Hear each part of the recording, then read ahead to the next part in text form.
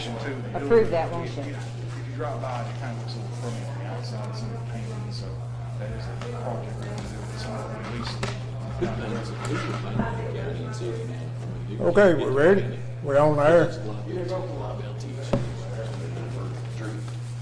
Go for it, Logan. I'm gonna take the argument. Go ahead. Okay, a few things I want to try to announce before we start court this morning. There's going in the Barron River Area Development District, and hopefully this will be in the newspaper. And I know Don Legal been talking about it on the radio. And the Barron River Area Development District, as far as regional sites, one of them is a medical center at Bowling Green, and you can sign up by emailing vaccine@mchealth.net or call 270-745-1000. Also, there's a Kroger site in the Greenwood Mall. And to be able to sign up for this site, you go to www.kroger.com, COVID eligibility, and there is a phone number you can call there, 866-211-5320 for signing up. And also at Walmart store here in Russellville, you can sign up at www.walmart.com. I don't have a phone number for them, and also there's a list still at Barron River District Health Department that you can call 270-781-8039. So I would recommend that people get on as many lists as they can, and then maybe somebody will call you. Now, the governor this week talked about stepping down to 1C and been able to take 1C people by the 1st of March. So far in the state of Kentucky, we've received 583,000 people have received their first dose in the state of Kentucky. Last week, the number of doses, we had an increase from 55,000 to 71,365 doses for the state program. This week, we're supposed to receive 87,860 doses for the state program this week. And understanding I got it, all of the national programs, that their doses will be up some this week too. Just wanted to announce that, and I got a telephone call, and I think today's Charles Neblet's 80th birthday. And he served on this court for a period of time, so happy birthday, Charles. And I think nationwide, one thing that I missed, we got notice this morning to lower our American flags to half-staff by Friday afternoon.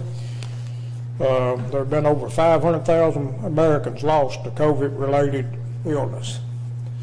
So they want us to leave them lowered to Friday afternoon. And I know we've got several people in our community that passed away and several families hurting. And as far as the Barron River report, they're just putting it out once a week now.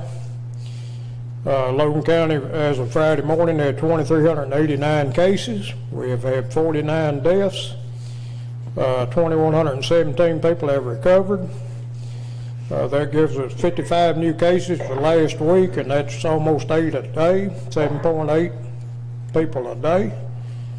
And we got 223 active cases of last Friday. And with all that being said, Thomas, would you like to do our prayer? Let's pray. Dear most gracious Heavenly Father, we thank you for this time and hour that you've allowed us to come to serve, and we just pray, Lord, that your wisdom we build on it, that we won't rely on our own understanding, but we seek counsel that you've given us, and we just pray that your Holy Spirit would guide us to make decisions that are good for those whom we serve and pleasing unto you, Lord. Lord, we do thank you for the good news that the vaccine seems to be working, and that you've seen us through this time, and as we continue to battle through this COVID, that you'll continue to be with your people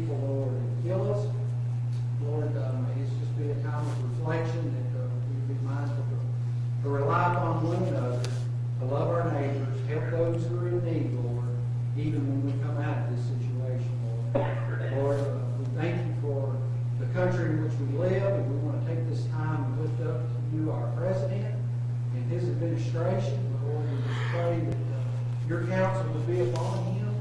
Lord, just pray that you'll give him the guidance that he needs to lead our country. And likewise, Lord, all those who are elected officials, that, Lord, that your counsel and your wisdom and your understanding will be upon them.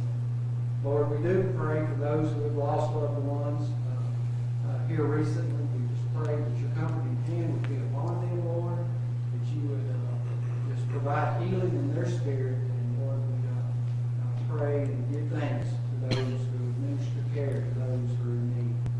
Lord, we thank you again for those who serve, whether it's in our military, our first responders, our ambulance firefighters, our police officers. We thank you so much for those who have that servant heart. We, Lord, underestimate what all they do for us, and we thank you so much for each and every one of them. Lord, may they know this day that they're loved and this body of government appreciates all their efforts that they do. Lord, we ask that you go with us now. Lead us, provide for us, and we thank you for your love and provision that are new every day. We pray this in the wonderful name of Jesus. Amen. Amen. Okay, let's call meet together with pledge to the American flag. And Jason, would you like to Yes, sir. Attention, salute, pledge.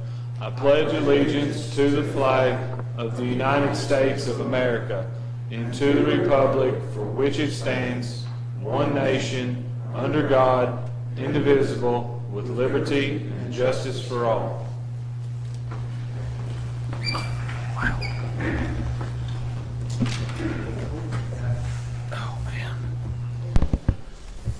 Okay, before we get started this morning, we need to amend the agenda. And right after approving the minutes, we need to talk about health insurance renewal plan. Talk about what? Health insurance renewal Okay. for the county. I make a motion to amend the agenda to add health insurance renewal after approval of the minutes. Second. Okay, got a motion and a second. Is there any question? Okay, not hearing any, let's have roll call. Davenport, Yes. Crosley, Yes. Wright, Yes. Harper, Yes. Kyle, Yes. Bolden, Yes. Chick. Yes. Okay, first thing on the agenda is approval of the minutes from the last court meeting. Motion to approve February 9th meeting minutes. Second. Okay, got a motion and a second. Question?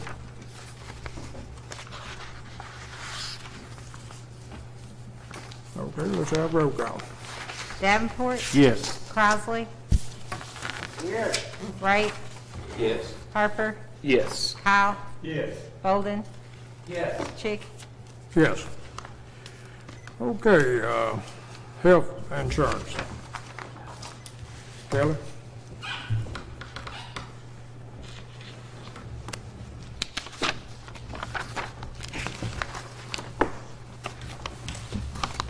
Good morning.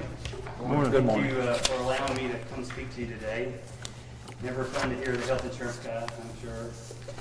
Feels like forever since I've been in front of you, in front of the court.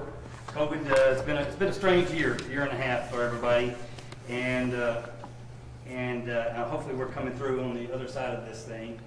Health insurance is one of those things that if it's ever been important, it's more important now than ever. Last year at renewal, a renewal typically is at July 1. Last year, as we're working through that, the insurance committee challenged me to bring some new ideas. How do we continue to provide great health insurance but also make it affordable? We all know it's not a fiscal court issue. It is a nationwide issue on how we bring great coverage and a solid insurance plan without breaking the bank. And there's just not a simple answer out there. So I went and did some homework and brought back a a fairly new and innovative program, and we're not going to get into all the details of how it works, but it was called reference-based pricing. Essentially, we don't have a network of doctors. We essentially, the idea behind reference-based pricing is we pay based off of a percentage over Medicare. It is something that's been around for 6-8 years. It is developing, but it's still a fairly immature arena. We decided to go ahead and try that because we felt like it was going to provide enough savings to the county, which obviously we're spending taxpayer money, so trying to be a good steward of that taxpayer money, but still provide affordable, good health insurance to the employees. What we found is now that we've been in this several months is that process of paying a percentage over Medicare results in a negotiating process because most doctors and hospitals or providers want more than that. So you go through this negotiating process, it takes a while to settle it out, and the employees are getting something called balanced bills.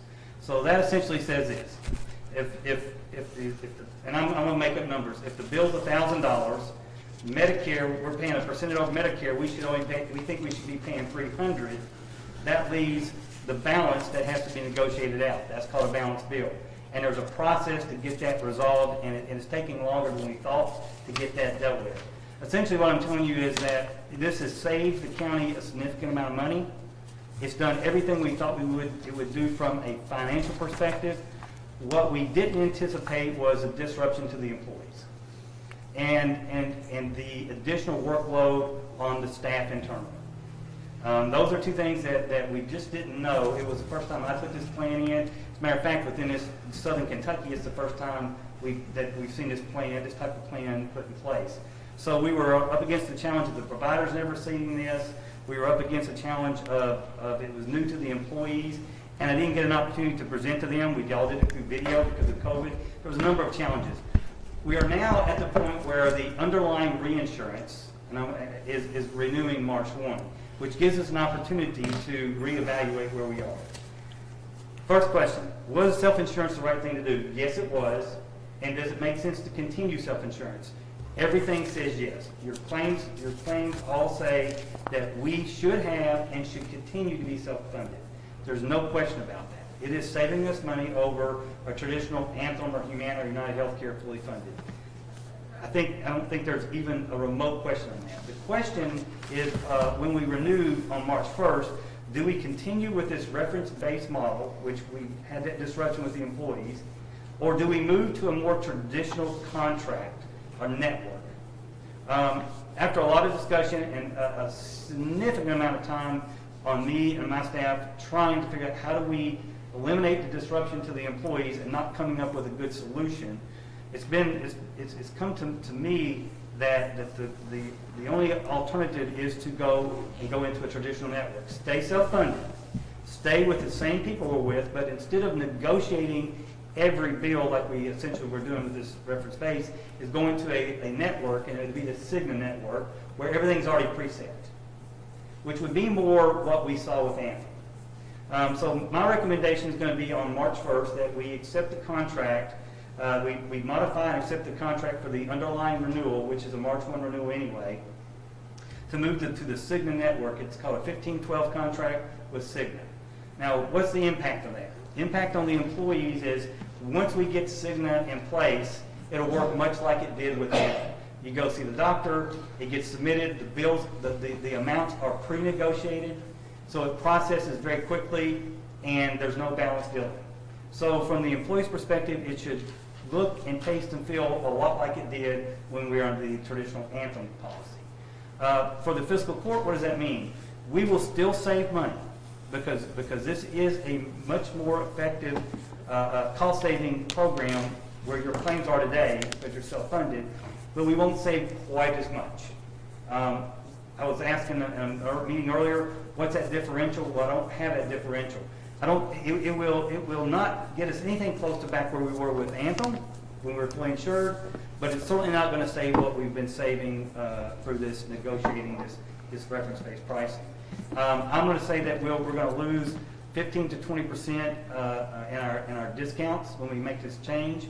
That's still going to save the bottom line is it's still going to save the fiscal court a lot of money. It's still going to be using taxpayer dollars wisely.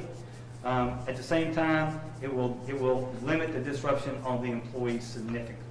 So my recommendation is to on March 1st is for the court to continue with Paragon, continue with the same providers, but we're going to eliminate the reference-based pricing, or a company called 6 Degrees that does that. We'll eliminate that piece.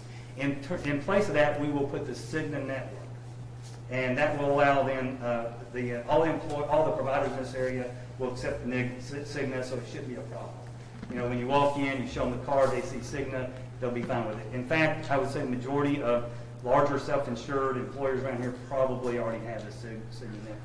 So we should see very little disruption in terms of who the employees can see, and then all the balance billing we've been struggling with should be eliminated. Now, it is important for everybody to understand, and for the employees to understand, is if we say, if the court at your pleasure says, yes, I think that's a wise decision, let's go to this Cigna network, I would like to get it in effect 3/1. I don't know if I can get it in. It may be 4/1, but anything prior to that will still be under the old reference-based model. So we'll have some cleanup to do.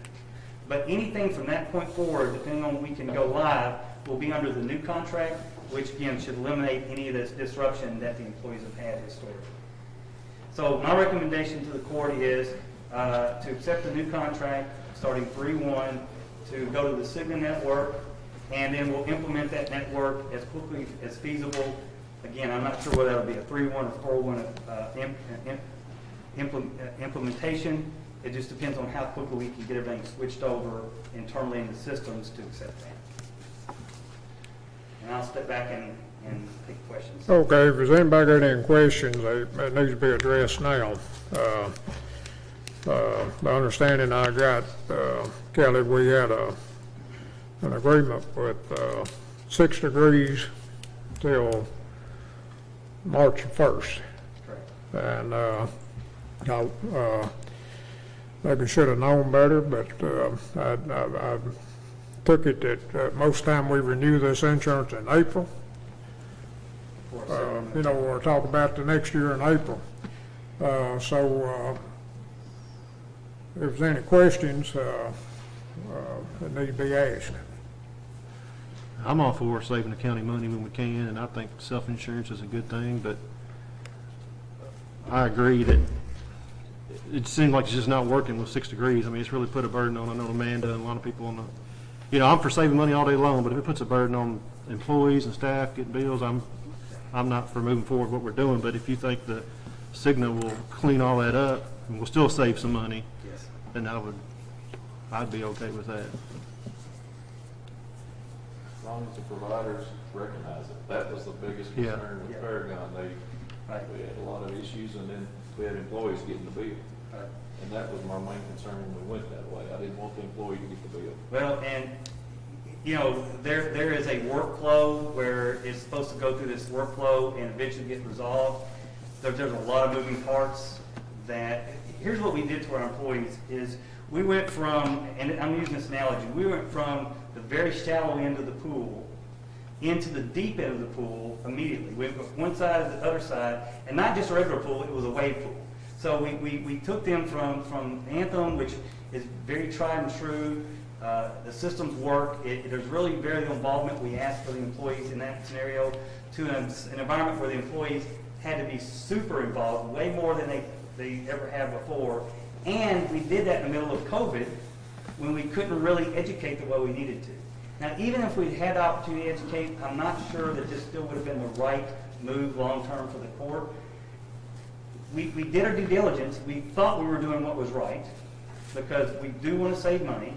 And it is important, I think the employees understand, if we can control the cost, we can continue to offer great insurance. At some point, if we can't control that cost, then the insurance will have to change. I will tell you that I've been talking to other, they're called third-party administrators. We use Paragon. I've been looking at other ones all over the country to see if I could move you to a different administrator that would make this go easier. When I explain the way your plan works, it's very different. And in every case, I mean, this is across the nation, they have said that is the best health insurance plan we've ever heard. We don't have anybody close to that. So we have an unusually rich health plan. And for us to continue to offer that means trying to find money, trying to save money, but not at the expense of the employee and all the disruption we've had. I think the Cigna is going to be somewhere in the middle. We're still going to save money. It won't be quite as much, but it's absolutely going to remove some of the disruption for the employees.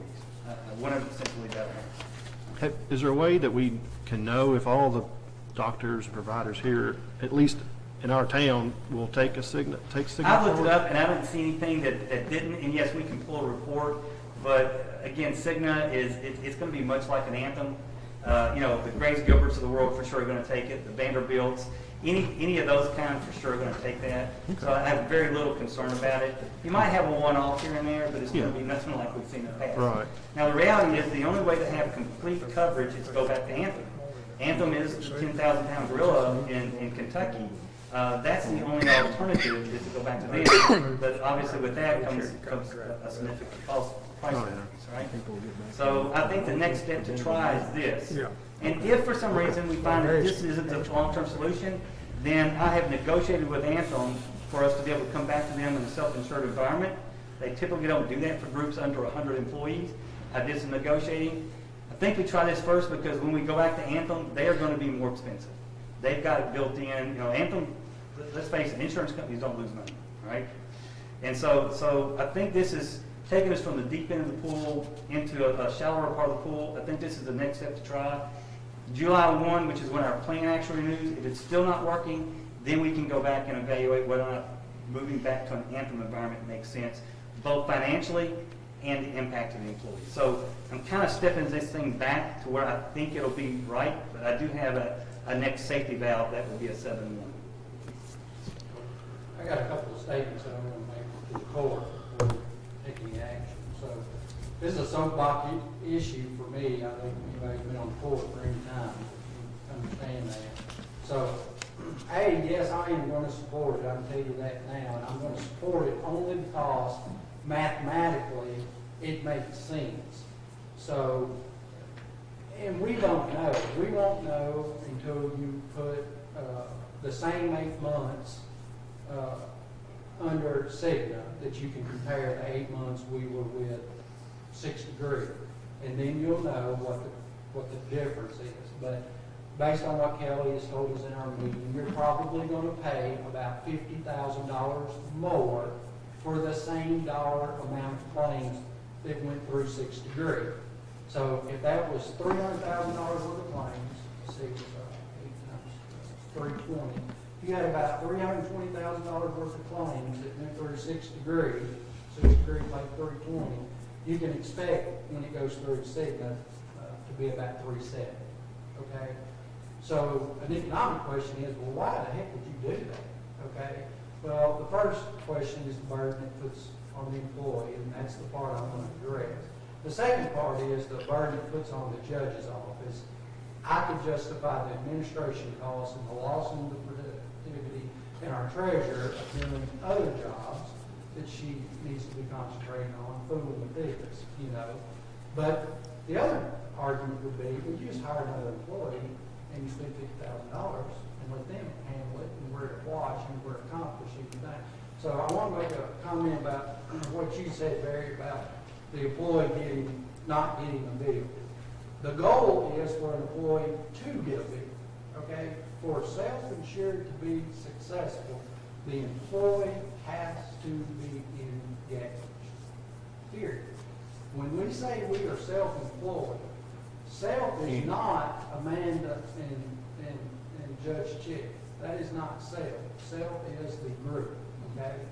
So for that to be successful, the group has to be engaged, okay? They have to make rational decisions. We talked about that when we introduced self-insured. You have to say, hey, I am going to get X done, and where am I going to go do that?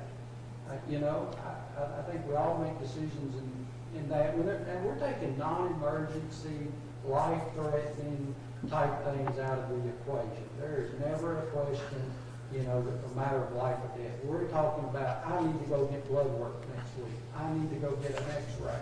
I need this medicine, this service. It's a planned event. And that's where self-insurance saves everybody. I mean, we're talking about saving $300,000-$400,000 to our taxpayers, you know.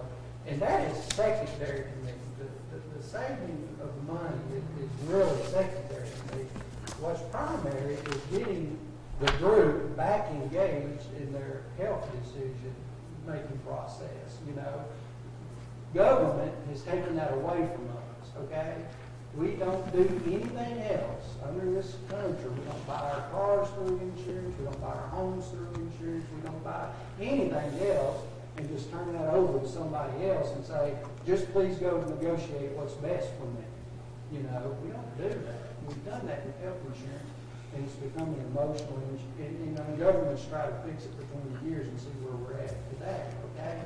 So, to me, you know, it's consuming an item that we need, and I think the consumer makes the best decision, because what Paul may need is different from what I may need. Although it's the same service, what he likes and what he needs and which way he likes to go may be different. And so, you know, I support this move only because financially it is, you know, a burden of $50,000 to our administrative staff. It is a burden to our employees because it has been a huge learning curve. And we still have a backlog of bills that haven't been paid. And it's because this is so new. Every single provider, as Kelly has mentioned, so you can imagine every single bill that is coming through has to be negotiated. It doesn't matter if it's a $100 bill or an $8,000 bill. It's new. This provider has never dealt with Paragon and 6 Degree. They do not have a contract. So they have to pick up the phone. They have to call. Oh, that person's not available. They have to reschedule it. They call back, you know, and it's just, you know, 5 or 6 phone calls, and they finally get in touch with somebody. Okay, I got this bill, you know, right here, and it's $1,000, and we've already sent you $100, but you're still sending an employee a bill for $900. You know, we need to get this bill settled, and long story short, they agreed on $250, moving that one, okay? And then we do the next one, and the next one, and the next one. So it has been a tremendous learning curve, and it's going to continue to be, regardless if we make this change or not. The next 3 months are going to continue to be the same for the judge's office, for the providers who provided the service, the employees who have gone and got those services. If you change, today's the 3rd, 5 days from now, 6 days from now, whatever it is, the next 3 months are still going to be the same, because we have a backlog of bills that have not been provided. But it has been successful, and the number one thing for me is that the employees have learned a new system. Now some of them are having problems, and we're working through that, and that's where Amanda has been great in taking on the task of being that liaison to help them through that, because this has been so new. COVID, we didn't have a good open enrollment like we would normally like to have had, to sit down with each individual. I think it would have been a little better if we had that open enrollment, every individual could come and say it. But it's been hugely successful that, you know, people are mindful, and they're like, hey, goodness gracious, man, you charge this amount of money? They have no idea what people will charge. And so if nothing else, the employees now have an understanding. And it's their money. They are now spending their money. It's just not something that is just freely given. And the only way we can continue to provide is even the system we have today, as Kelly just told you, across the nation. There's no, I can't say there's no about it, because I'm sure there is, but it is a phenomenal platinum plan that we have. And so I'm happy to move it, because $50,000 is $50,000 worth of burden, but we'll be self-insured, Barry, and that employee is still going to get a bill, and they are going to have to look at it. You know, they. I don't have a problem with that, Thomas, and I appreciate the sermon. I'm smart enough to figure all this out on my own without the sermon. But when I start getting a bill in the mail, well, I didn't. When somebody starts getting the mail for 2 or 3 or 4 months, and it should have been taken care of, I draw the line, I got a problem with it. And I appreciate that, but I know it's a problem with Amanda. I know it's the office, it really, and I agree that the $50,000 is a smart way to go, and I will support it. But when an individual starts getting bills for 3 and 4 months at a time, then you know what starts happening to your credit. So, we'll move on, because I'll support going to Cigna. I think it's a good thing. But I don't mind to see my bill if I was getting it. I don't take their insurance. I don't mind seeing that bill, and I understand that. But when I think it's taken care of, and I keep getting the bill from the same company over and over and over again, then that's when it would start bothering me. And I didn't mean that personally, but what I'm saying is they're still gonna get a bill. Moving to Cigna is not gonna change. It is gonna change in the fact that you won't be seeing this 3 or 4 months. They're just not gonna send a bill. It may take 3 months for Cigna to pay them, you know, just like it does with Anthem. Most of the time with Anthem, they don't get paid for at least 60, 90 days. But they don't send you the bill. That's the only difference. You're still gonna get a bill. Because you're self-insured. That's what I wanted. The Well, employee really, understand. Logan County Fiscal Court should be getting the bill, because we are furnishing the insurance for Paul. No. No, that's not how that works. Who pays it? Comes through Logan County Fiscal Court. Well, it's paid through like Paragon, and then Cigna. Cigna is, the only thing Cigna is doing is negotiating the bill. Paragon's paying the administrative part of it, but it's still, Paul gets an explanation benefit, Scotty gets an explanation benefit. You know, whoever, you know, I get an explanation benefit. If you go get something, you're gonna get an EOB, and that EOB should match your bill that you get from your provider. They say, hey, you owe us $150. It's gone through the process. If we provided the service, we send it to Paragon, Paragon sends it to Cigna. Cigna says, hey, we're paying $200 for this service. They send it back to Paragon, Paragon sends $200 to the provider, and then the balance comes to you. You have to look at those, and they have to line up. Don't just pay it. You know, that's what I'm saying. You have to look. I understand, that's what we're using the insurance for. And Anthem worked the same way when we were fully insured. It's just, you never saw the bill. They don't send the EOBs anymore. The only way you get your EOB is if you log into their website, you know. But again, Anthem's just the gorilla in the room, and they just, you know, they still pay it 90 days. Your provider just doesn't send you a bill. They say, hey, this is Anthem. We want this. We want this because they're paying 500% of the Medicaid rate, you know. So they're not going to upset the apple cart by sending an employee a bill. That's the difference. But just because the employee's getting a bill, and that doesn't mean, hey, they need to pay this bill. It's just, That's correct. But what the problem is that we have, that 6 Degree and Paragon has caused us a huge headache to our employees, is there's such a backlog. We have bills that go back to July that still haven't been resolved because they're still negotiating those bills. Well, in an automated system for, you know, just pick on, you know, medical center, great big hospital.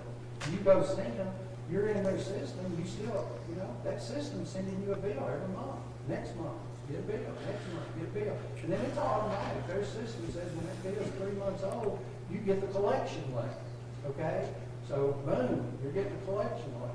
And it's on and on and on and on. And it's not that we're not. so 6 Degrees just couldn't handle it. It's 6 so Degrees, extended. yeah. The negotiation process takes so long. Yeah, that's the problem. But That's the Cigna issue. has already got all those Yeah, negotiations in it's place. Preset. Contract. And it's gonna cost us about 15% So an employee might more. get an EOB, this is what it costs, Yeah. but insurance pending, and it's gonna be taken care Your of. EOB under Cigna, your EOB and your bill should match unless it's weird. Yeah. Under the current program, your EOB, and there's a good chance your bill's not gonna match because the provider's trying to go after all the money they can get. Yeah. So 6 Degrees is taking time to negotiate because we've hired them to get us the best deal they can. Which doesn't mean just going, oh, okay, we'll pay it. That means working through it and trying to get the best deal. Yeah. Now, they are getting a little bit better deal than what we'll get with Cigna, but that comes at a cost. It comes at a cost to the employees. So it you know, it's going to eventually weigh itself out because I think what will happen, even though we're not going to get quite the same discount, the workloads are going to be so much less that it's going to even itself out. And just so you'll know, I spent a huge amount of my time trying to figure out where the process is broken and how we refix it. And this is from the time an employee says, I need to see a doctor to the time it's paid, this is the process right now. And I've looked at every potential place that it could be broken, and how do we fix it? How do I make this easier? And I think it's an immature product right now. In another 3, 4, 5 years, this may be the way we do things, but there's going to have to be some maturity in the systems so that it becomes less burden on our employees.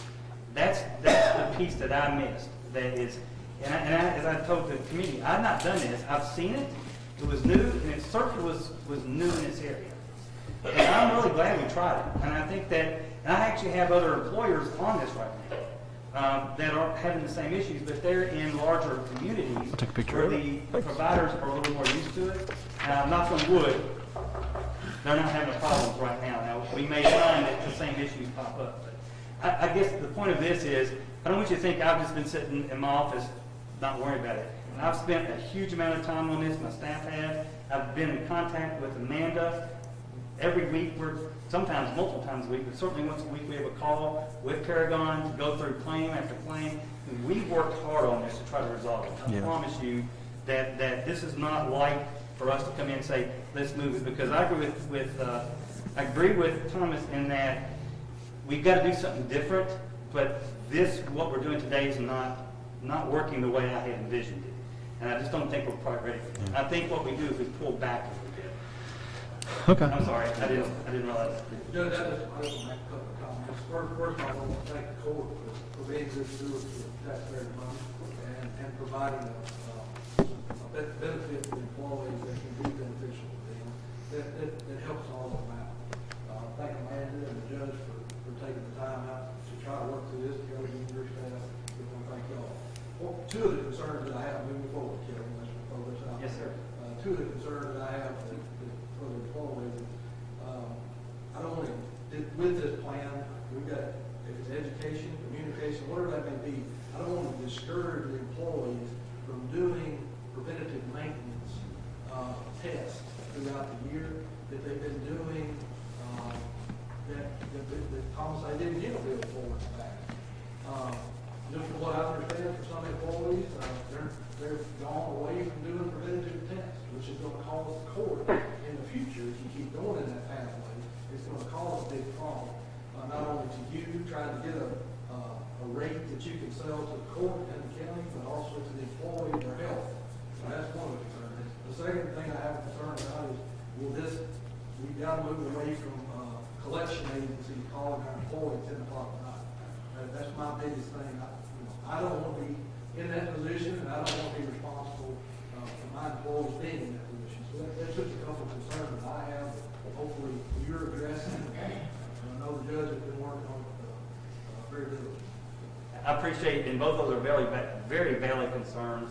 Same concerns I have. I mean, I have these same concerns. I lay awake at night worrying about these things. So 2 questions is, once we move to Cigna, everything's pre-negotiated. So those preventative services that should be paid at 100%, it's going to be paid at 100% because we all know what that number is. Under the current system, there's no negotiated number. So that will go away when we go into Cigna. Secondly, then, there shouldn't be any collections calls, except for if the employee's not paying their portion, which is that deductible. Now, that deductible's always been there, whether it was you whether it was Anthem or where we are, the employee portion has always been their responsibility and will continue to be. But the portion that the insurance company should be paying, or that the self-insurance claim should be paying, that part will go away. That will go away. But I guess you're not in that every day. Let's just say someone goes and they have a $1,500 test, whatever they have. It comes in the bill. They may not be educated enough for whatever reason. Right. They may not know whether to, okay, I'm gonna put this on the shelf, let the negotiation happen like it's supposed to in the self-pay plan, or am I to pay? Right. What am I, I think That's been a big issue. That's our gap that we've got. And when I went through this, I identified the gap, and that was a big part of it. That what you just described is a big gap here. And there are other gaps as well through the process. And I think that'll be 85% of the county employees that are having issues right now, that there is that, I think, from what I'm hearing. So this should take the majority of the way. Now, I'm going to say what Thomas said. The employees still need to get their EOBs and get their bills and always check them. I don't care what it's Anthem. Just this last week, I had got a bill from the medical center. I'm with Anthem, and I had paid the medical center $1,600 too much. So I immediately picked up the phone and called and said, "Where's my money?" Now the difference was, and with Anthem, they knew I had paid $1,200 too much, and they were already in the process of sending my money back. Under the current plan, they just took that money cash until somebody negotiated out. So long story short is, if you go to Cigna, I mean, I don't even tell you Cigna is going to be perfect. There is no perfect insurance.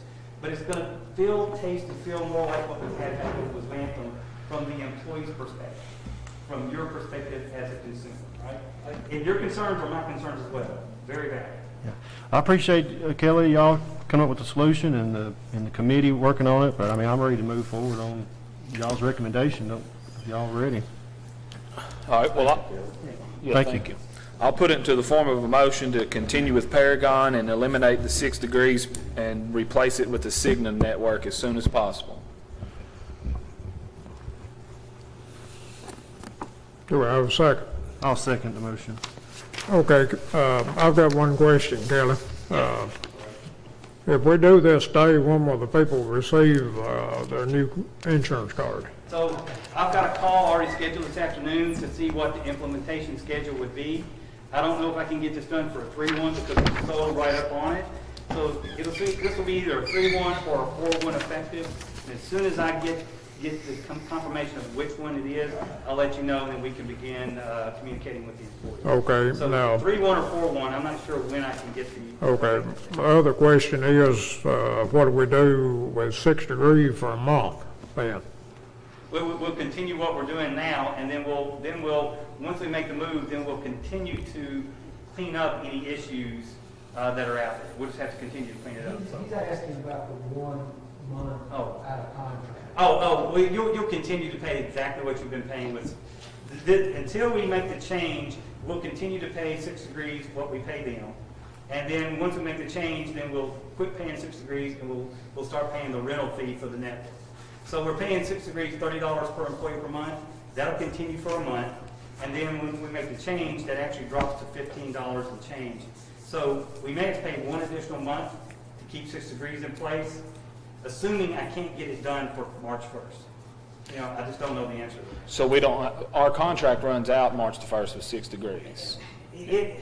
Your reinsurance, the reinsurance runs out at the end of February and renews March 1st. We're going to renew that reinsurance piece of it under the assumption that it's going to be under Cigna rather than 6 degrees. Okay. So our contract for 6 degrees, I can tell them we're gone today. Okay. We'll just choose to drop 6 degrees and move to Cigna. The reinsurance companies that give us our safety valves, they want to know who we're doing. Are we using 6 degrees or Cigna? So all we got to do is tell them we're moving to Cigna this date, and then they'll know that. So we may have to continue to pay again. It may be another month of 6 degrees. I'll have more details probably by the end of the day. I really wanted to get this fixed, which I want to get this corrected. I couldn't get it done, and that's when I said, okay, we got to find a solution. That's why we're a little late coming to you with the Cigna, because I had every intention of correcting this where it worked, and I just can't do it. I just can't get it where I'm comfortable with it. So, I'm sorry, that may have been, Okay, well, just to the employees that's here, it will still be a Paragon card with a Yes. Cigna label on it, Yes. that we're under the Cigna, contract, negotiated contract. that's correct. Yeah, it'll still be the same And, insurance card, but it'll have Cigna as a network, and when the provider sees that, they're all gonna know that. I mean, that's a nationally well-known network, so this isn't something they're gonna know that. So as soon as they see Cigna, they're gonna know what it is and what to do. Just that being on the car is gonna clear up, I mean, you know, Yeah. they're not gonna, people at the doctor's office ain't gonna freak out about, Yeah, what's yeah, they're gonna this? see you know? Cigna and go, Yeah. okay. Okay. Thank you. And you feel like that most of the providers in this area will know Cigna? Yeah. Cigna is very well known for self-funded plans. So I'd say the majority of self-funded plans in this area, larger employers, most likely have the Cigna network under it. So I know that your major providers, the Medical Center, Grace Gilbert, all the hospitals in Nashville, without a doubt, are going to be a part of that, without any question. So I have very little doubt. Now, I can't tell you there won't be one here or one there, but that also happens if you were to go to United Healthcare. There could be a provider here and there that doesn't take United Healthcare or Humana. But in general, I think we'll find, if not all, close to all the providers should be able to take this. But your major players that you use day in, day out, and we've got reports of that, are going to know Cigna. Shouldn't be an Okay. issue. And this, what we're passing today is, when does it run out? This is actually a 12-month contract, but if we want to look at 7-1, if this doesn't work, we want to move to 7-1 to Anthem. It's a 12-month contract, but we can exit early if we choose to. So it's always, the underlying insurance will always run March to March, or February to March, March through February. So, but health plan runs on a fiscal year. The underlying reinsurance, which is our safety valves, just happens to run on March through February. Okay, now that all that come out, is there any other questions?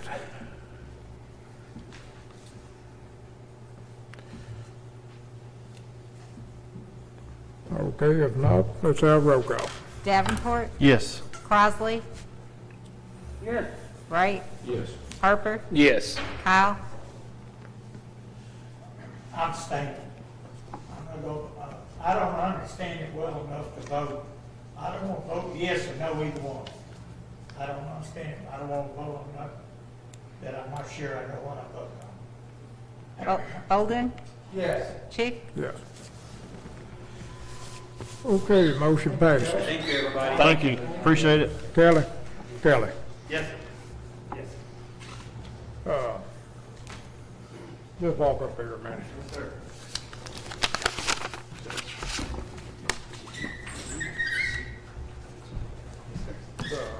Sheriff's Department just to talk like that. I didn't know we had time to run by there. We'll reach out to them. You might run back there and talk to Steve in just a second. See if you can run by there. Okay, next item of business is to approve the bill list and supplemental bill list.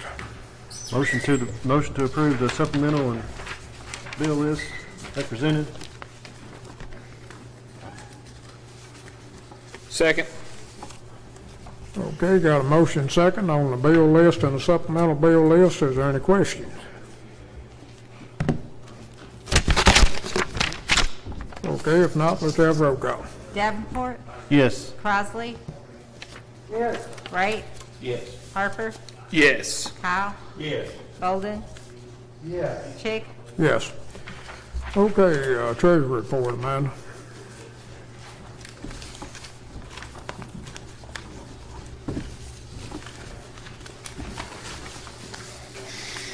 Good morning. In your folder, you should have a budget amendment that we need to have the second reading and adoption of. It's ordinance number 21220-01, amendment number 2.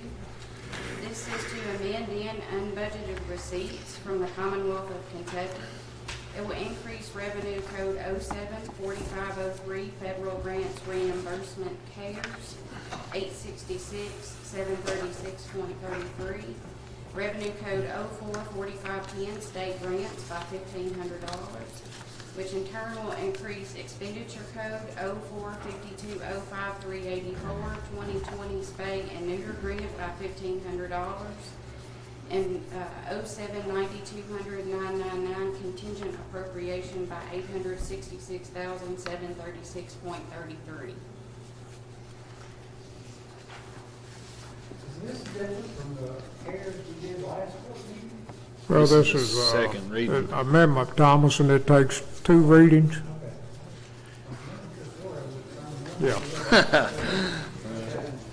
I'll But it was all good, I think another $866,000. Yeah.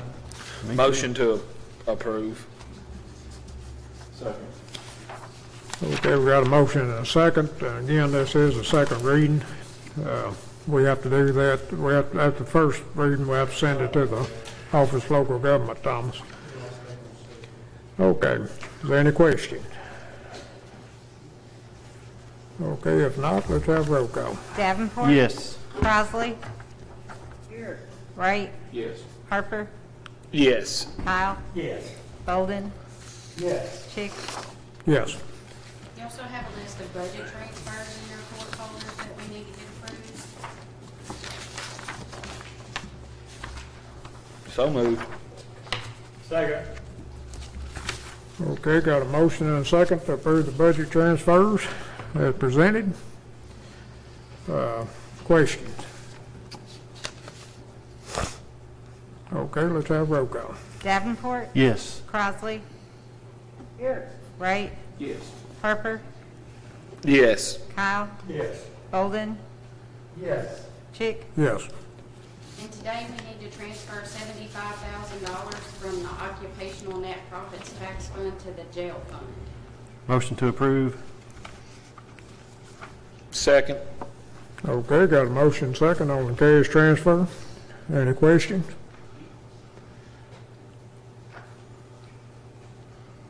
Okay, let's have roll call. Davenport. Yes. Crossley. Wright. Yes. Harper. Yes. Kyle. Yes. Bolden. Yes. Chick. Yes. And a while back, we had talked about moving some money to the special reserve fund every quarter. So today, I would like to transfer $175 from the occupational net profits tax fund to that special reserve account. I'll make a motion. Second. Got a motion and a second on the cash transfer of $175. Question?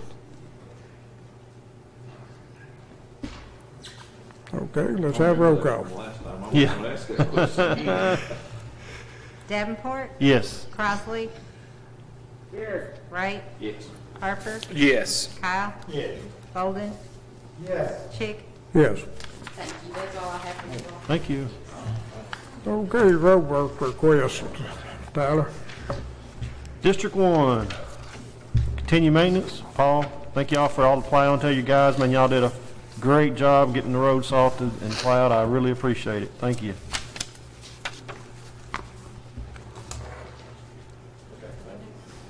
Road work request, Jack. District 2. Hey, Jack. Road work request, buddy. Still don't understand you. Road work request. Road work request, Jack. Somebody closer. Oh, thank you. Everything's good. Appreciate what y'all do. Appreciate it. Thank you. District Sorry about 3, that, guys. You're You're good. good. District 3, just continue maintenance, and I want to shout out to all the ones that are dragging the snow, your guys, and then the ones in the community that done a lot of scraping. So I appreciate all the work that everybody contributed. Thank you. Same thing with District 4. Thanks for all the hard work through the snowstorm and the long hours, and just continue maintenance on all of our roads. District 5, same thing. District 6, thank you, Paul. Thank you for answering the calls on the snow removal. Y'all did a fantastic job. Thank you. Okay, we got a motion on road work request. I guess every one of you noticed how thick this is this time. Oh, yeah, I noticed it. Work that went out and done on it out in the area. So we got a motion on the road work request. Mine ain't but 2 pages long. I'll make the motion. Got a motion, do I have a second? Second. Okay, got a second by Barry. Question? Let's have roll call. Davenport, Yes. Crossley, Yes. Wright, Yes. Harper, Yes. Kyle, Yes. Bolden, Yes. Chick, Yes. Okay, elected officials, I know, Mary's not here today, or I don't see her back there anywhere, but I think she did contact everybody about contacting the legislators about, a little more funding to the Madisonville office. Hopefully some of you done that, so, we might, Her granddaughter had an accident too, so we need to remember her granddaughter, so that might be where Mary is today. yeah.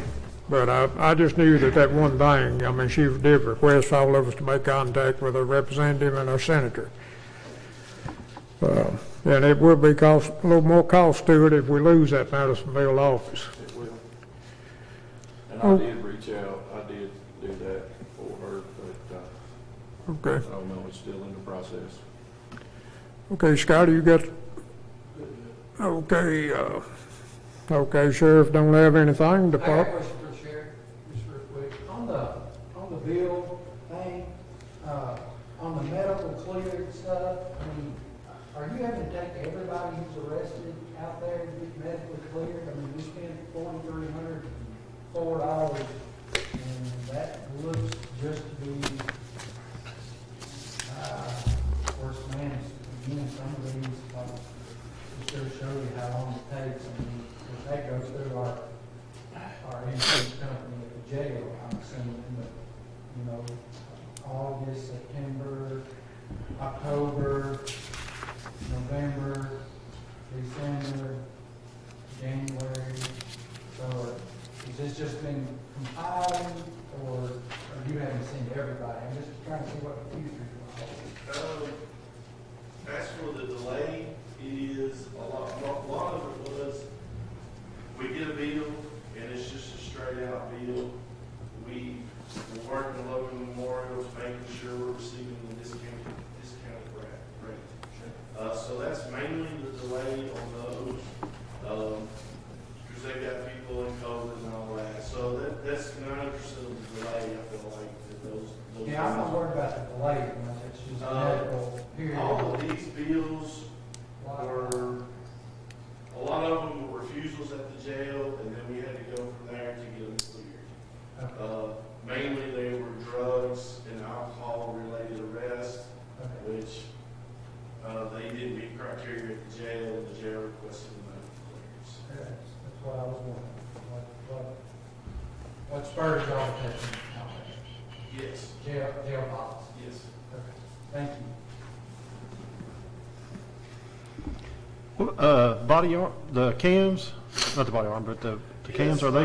We've been doing a lot of phone conferences and setting up the database of the storage stuff. They are coming March 3rd to do the trainer type class, and we have to work on that body cam policy, so we're finishing that up as well. So March 3rd, they'll be in, set it up, get everything going. He says shortly after that probably that week, we'll be able to go live with them, get them on, and start using the new version. Sweet.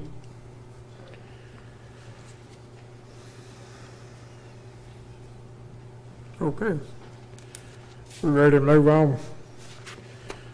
Okay, Department Head, Gender? Do what? You good? Okay, Nathan?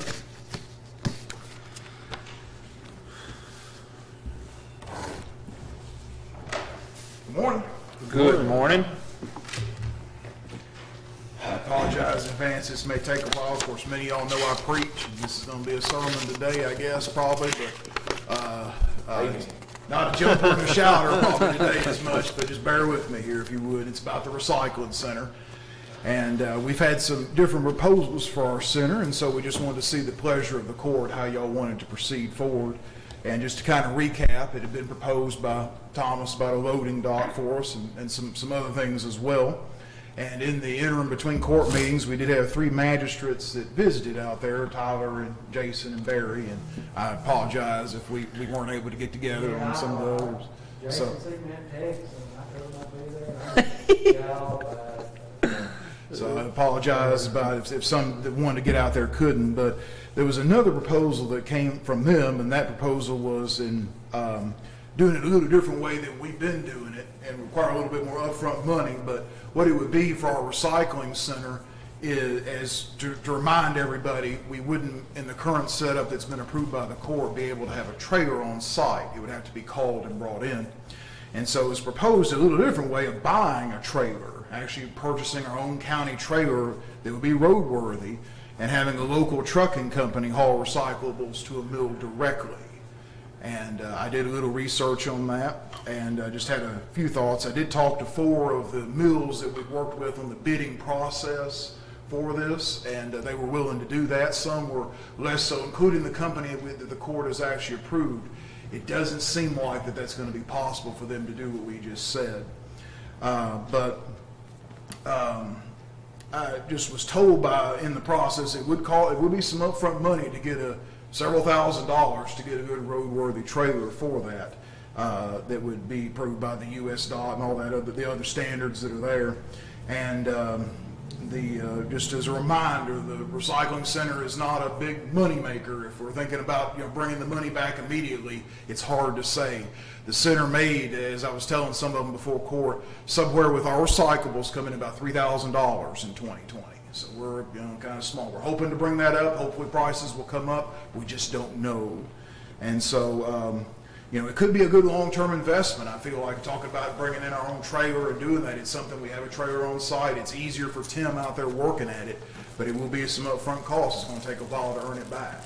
So just wanted to put that out there. I don't want to go against my own program. I want what's best, and I believe you all do too for the recycling, but there will be some costs. And we may have to pull out the Planet Recycling setup that we've already done. And so I just wanted to just kind of bring some of those thoughts to us. I know that everybody, when we talked, the 3 magistrates that came out, seemed like they thought it might be a good idea to bring in our own trailer and do it ourselves with the hauling. But I just wanted to see how y'all felt about that. I'll give kudos to Barry. Barry brought that up, and I think anytime you can cut out a middleman, you're going to save money in the long. You might have some upfront costs, but long term, if the prices do go up, we're going to cutting out the middleman. We're going to save money at some point, and if it makes the operation better, and we're controlling who, we can say, okay, this truck company did a great job. Let's keep paying them per mile to go take the trailer. We can change if we want to. I don't know if we want to do a contract or not, but there's people out for hire, I would say, in the county that would. There's plenty of trucking companies. Yeah. I just call one, Yeah. Did we get a quote on how much it would cost to run one back and forth? Or? Well, it depends on miles. Are we Louisville, or are we Nashville, or are we Bowling Green? But I told them probably a big figure would be $4 a mile would be a big figure. One way, one round trip? No, that's just one way mile. One way. Just one way. Yeah. We can break down about $2 a round trip. And I think that'd be a fair number. We probably need to come up with an agreement with somebody and accept an agreement because we need to make it available for Timmy to be able to call, what I'm talking about. And we'll probably need to get some quotes. This particular recycler's in Nashville, right? The mills that I found so far, one is out of Bowling Green that actually put in a bid on the program before that we didn't accept. He would be willing to take it, and then 3 out of Nashville would be willing to take it that I found so far. So I'd be happy to try to get the process started. Again, I have to talk to Planet Recycling and see where they are because we did approve them. I'm assuming y'all might have to take that back. I don't know. We got a 30-day out with them, so that we could just.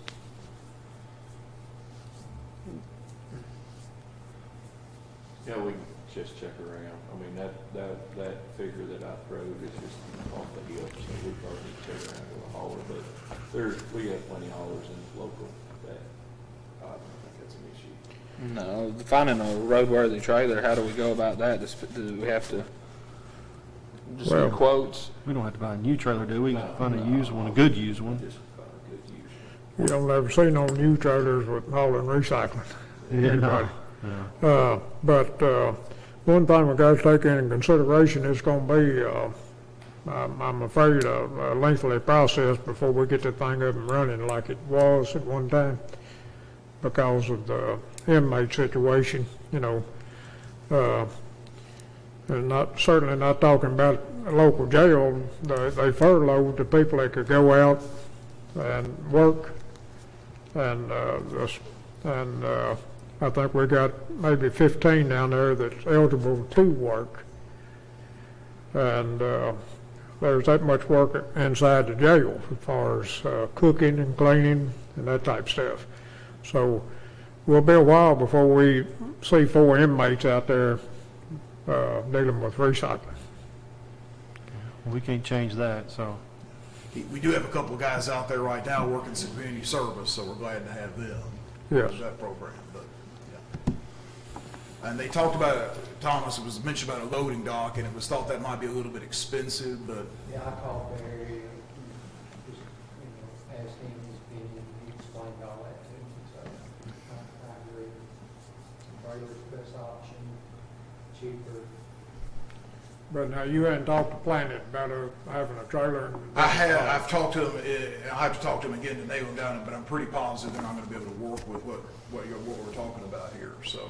My understanding is we're probably gonna need a quote for, the actual company to take it, the mill, we need a quote for the hauler, and we need a quote for the trailer, is that right? We'll need 3 different quotes. But the meals, even before, it's just on whatever the commodity price is for that day, correct? That's my I understanding, mean, it's a yeah. quote, but it's no good Yeah, if it's it's just today's kinda market or taking next them- week's yeah. market. Yeah, it might be good to be able to shop around if we could. You know, Yeah, I just mean, kinda you could make depending on 3 phone the calls, Bowling Green, circumstances. Louisville, and Nashville, and see which one makes more sense. But if it can't be done, if it's the procedure, it can't be done that way, I guess it can be done, but, you know, it might be good. One might have a better price one time and another, you know? I say we move forward with that direction. I mean, I don't know what the next step is, but I say cut out the middleman, and on the long run, we'll save money. It might not be for a little while, but anytime, you know. We'll definitely need to inspect the trailers that we get a quote on them. Oh, yeah, I mean, Oh, yeah. Oh, what's a ton of cardboard? What's the price right now, just a day's rate? The best price that I have right now is around $75. $75 a ton. That's us dropping it off. Well, that would be just kind of like the price. Now, that did require a little bit more research as far as like, That's at the meal, $75 at the meal. yeah, that would be yeah. Is this in fact going forward with the prior quote? It would seem to, I need to probably nail her down, the lady that we did approve, and just to make sure, but I'll definitely talk to you. But just let me know if I need to move forward on the contract, or if not, you probably need to rescind that at a future meeting, but at this point, we haven't formally entered into that, so I think you're good to keep talking to it. okay. Okay. I guess best thing to do is just let the equipment committee work with Nathan on getting these, and we can get quotes, and then let the equipment committee kind of investigate and inspect whatever we get quotes on, and make a recommendation back to the court. Okay. All right, sure will. Yeah, I don't think the trailer's not gonna be a big issue. I don't think that's an issue.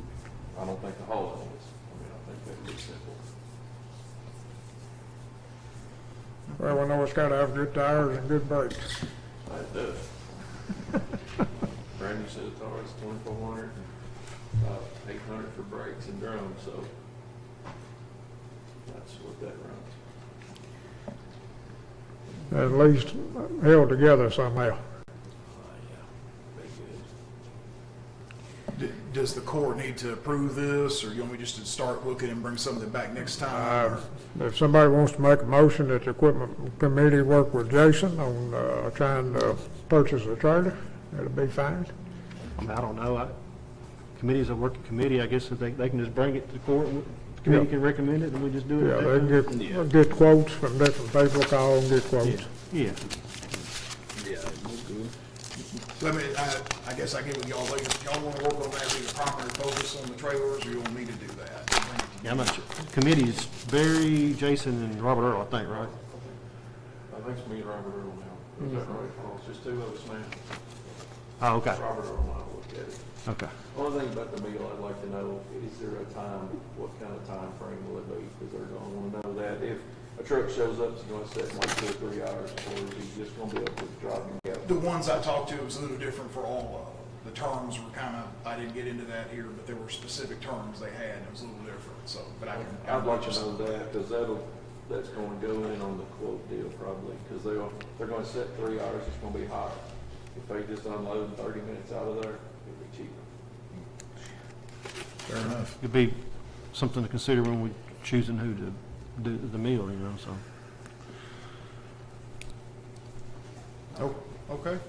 I did have something else I wanted to mention about the recycling. I know it's a lot, and bear with me, but some of the magistrates, when they came out, were showing some of the needs of the recycling center, and we did want to bring those up.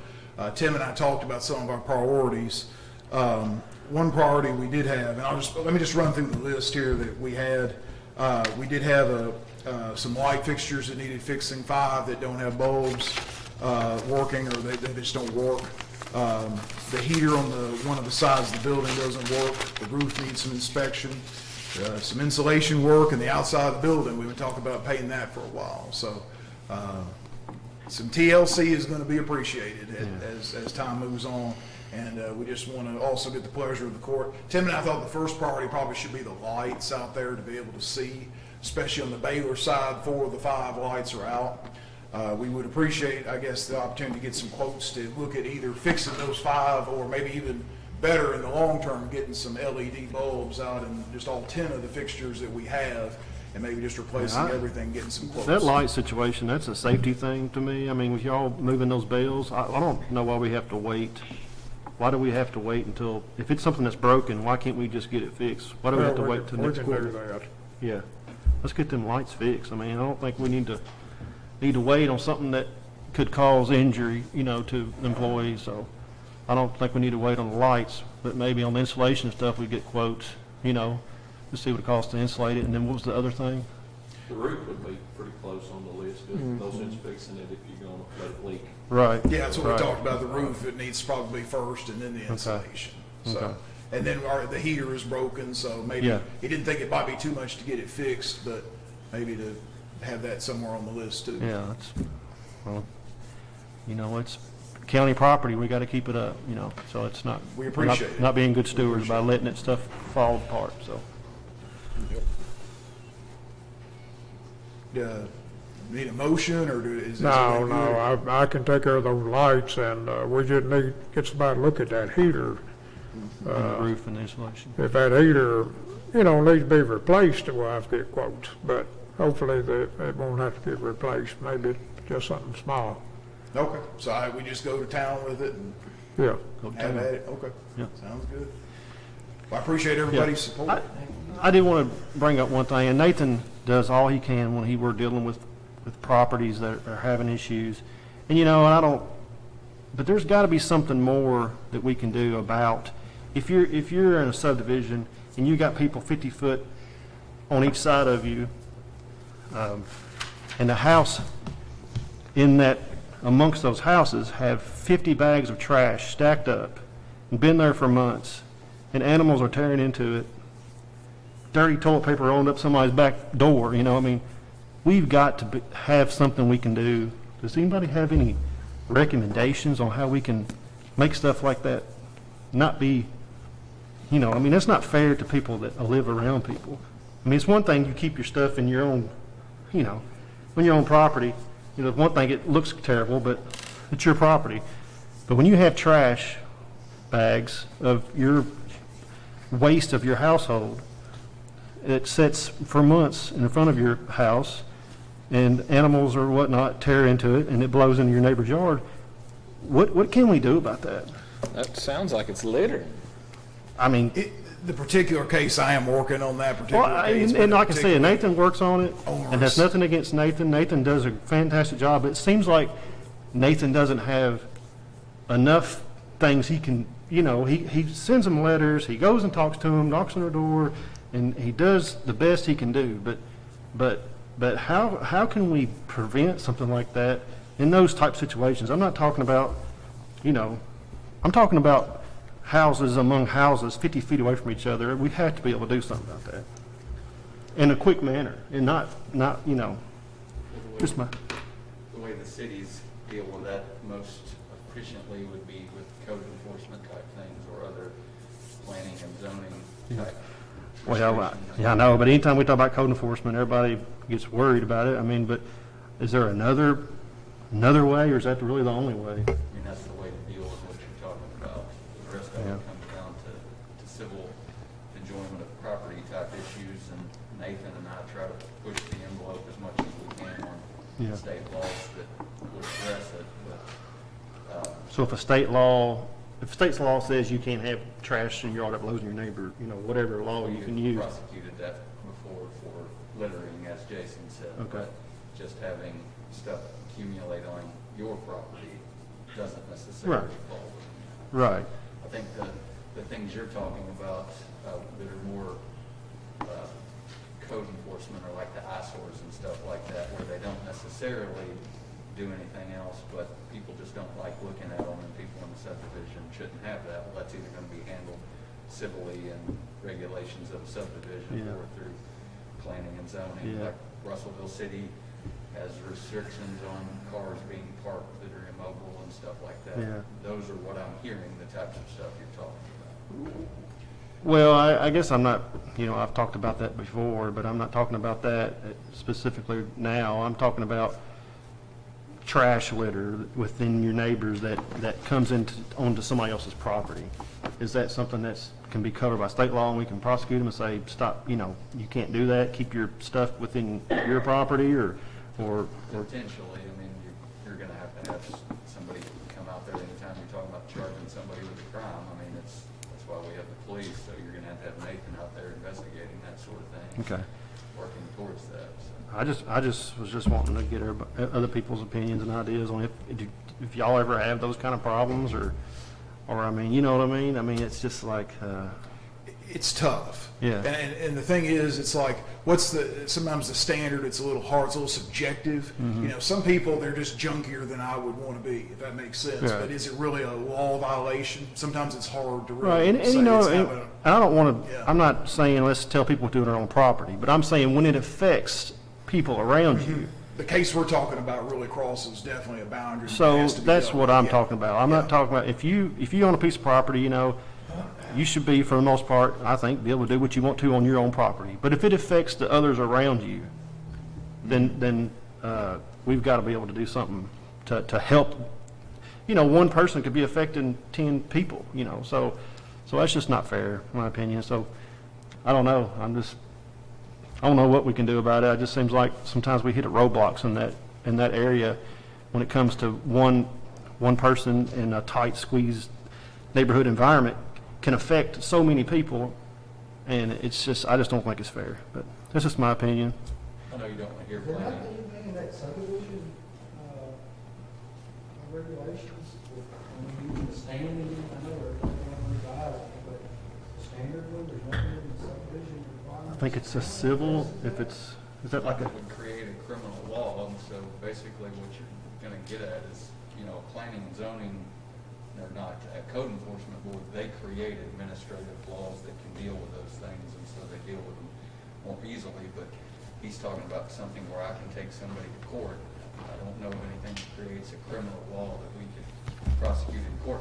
I get it, you don't wanna go that route. Yeah. I'm not pushing you to go Yeah. that route, but that's what we're talking, that's appropriate for, because criminal court is where we're dealing with DUIs and right, domestic assault cases, and realistically, Yeah. those are all piling up right now. Right. So if you were to, right. I Yeah, always encourage Nathan to work with people, which he does a really Oh, good he job. does a Because great job. A lot of times, by working with them, we'll get a lot more than we would Right. out of that. But, I mean, we've got 3 or 4 cases active right now, so Nathan is the most active person in this position. And, Right.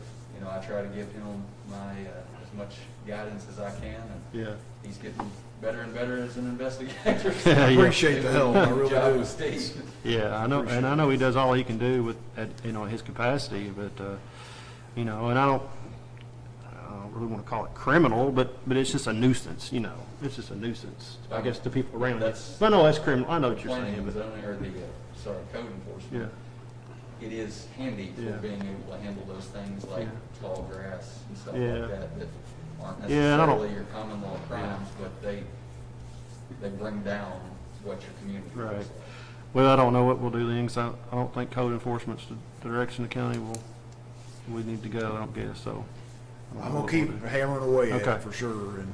All right, well, I appreciate it. Definitely wanna keep working to make sure the county is a cleaner place. It's just sometimes it is a daunting task, you know, for example, burning is the issue that we have, you know, there's just a lot of people burn. Right. And they shouldn't, they burn stuff they shouldn't do, and so Right. sometimes it's a challenge, you know, there's different things that are just a challenge. Try different tactics with different things, but, yeah, I will definitely try to keep. Well, I up the appreciate work. everything you do, and you do a great job, thank you. Yeah, appreciate it. Anything else? All that's left to do is take up an offering now. Okay, Paul. You ain't got anything? No, sir. Okay, ambulance service got anything today? No, sir, you want to talk about the bids later, or? Okay. Yeah, it's in the new business, it's on the agenda. Okay, judges' announcements. Ones of you that hadn't filled out your financial interest statements, we need them in as quick as possible. Be sure and give them to Janice. And, okay, there's also, I put up some information in your folder about an internet speed test that Lieutenant Governor's wanting us to take. They've got it set up. I would recommend that you do it at home with the internet at your house. Somehow this thing detecting the speed of the internet that you've been served by.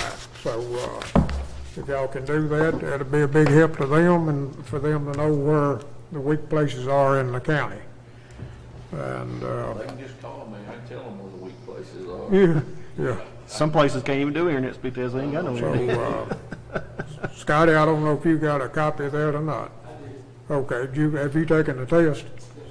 Okay.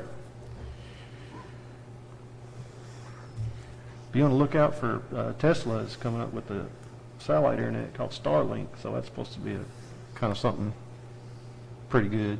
So Ain't they doing the pre-enrollment on it or they're something? doing a pre-enrollment on it, but they're getting speeds of 15, 25 meg, which is better than. Better than none. And you can stick it on your deck as long as you've got no tree, and just put it to the sky. So satellite internet in the past has been kind of crummy, but Tesla seems to be doing something right about it. So You know, yeah, Tesla. FCC put out for bids for space. Mm-hmm. I've done this territorial. Mm-hmm. So they put out, had a funky name. Arcade or something like that. Archive or Mm. something is what it was, and, there was like, don't quote me, because I didn't forget, it's been a couple of months, it was like 4 or 5 areas in Logan County. Mhm. Separate areas that were bid out, and, that Tesla Yeah. company got 4 of the 5. Yep. It's supposed to be some pretty good stuff. So I forgot who got the other. Cumberland Co-op. Which one? Cumberland Co-op out of Clarksville. Cumberland Co-op, yeah, unless these ISPs get some incentives, they're not going to build out places that they're not going to make a return on investment unless they get some incentives like big companies like AT&T do. But yeah, I'm hoping the Starlink's going to. According to Dale Val, they put a figure out there. Now they got to see if they can make that figure work. Yeah. Thomas. As best I can remember, Dale runs the electric plant board. And so they got to see if they can make it work. And he said now they're just getting into doing the paperwork. So, okay. First item, new business this morning. was open bid for a remount of a E350 Type 3 Brom module ambulance. We just received one bid, and I think there's some other companies out there that's interested in bidding, bidding it. That's what I was gonna bring up to the court, is currently we have one bid. Per that company, that bid will be good till the next court meeting and they're final holding it. There are 3 other bids out there that are either in transit or for whatever reason haven't gotten here yet. So we have one bid today, but we could have 4 next court meeting if we wanted to wait. Whatever the court wants to do. I say, Yeah, I would if that would be my recommendation. Okay, so I guess we need a motion to not open this one bid and contact this company to see if they'll Make a motion to what? To not accept it? not to open this one bid and re-advertise. Prolong it to the next time. Yeah, and re-advertise for the next court meeting. Yeah, the bid you have, they've said is they're fine with waiting. They're not gonna send another one in. They said that the number's good and they're fine with waiting on that one. And the other 3 are on the way. They were supposed to be here already. They could be here anytime, but. Okay, well, I know We have that. one question, after I thought about it. If we advertise for it to be today, the person who made that bid, they could be mighty upset if we waited till they got 3 more bids in. Well, that's why I asked them if that was okay to wait. And the issue is, all 4 were supposed to be here today, but the mail system, for whatever reason, there were a myriad of excuses, but they're not here. And so I spoke with that company. They're fine with waiting. Everything is sealed and that they're, You know, I want to they're save money, not. but you know, if it's a deadline to it. Sure. I mean, I had some stuff that's supposed to come in the mail last week that was late because of snow. I mean, you know, if they're okay with it, I don't see why we Yeah, can't. they're fine with it, and Yeah.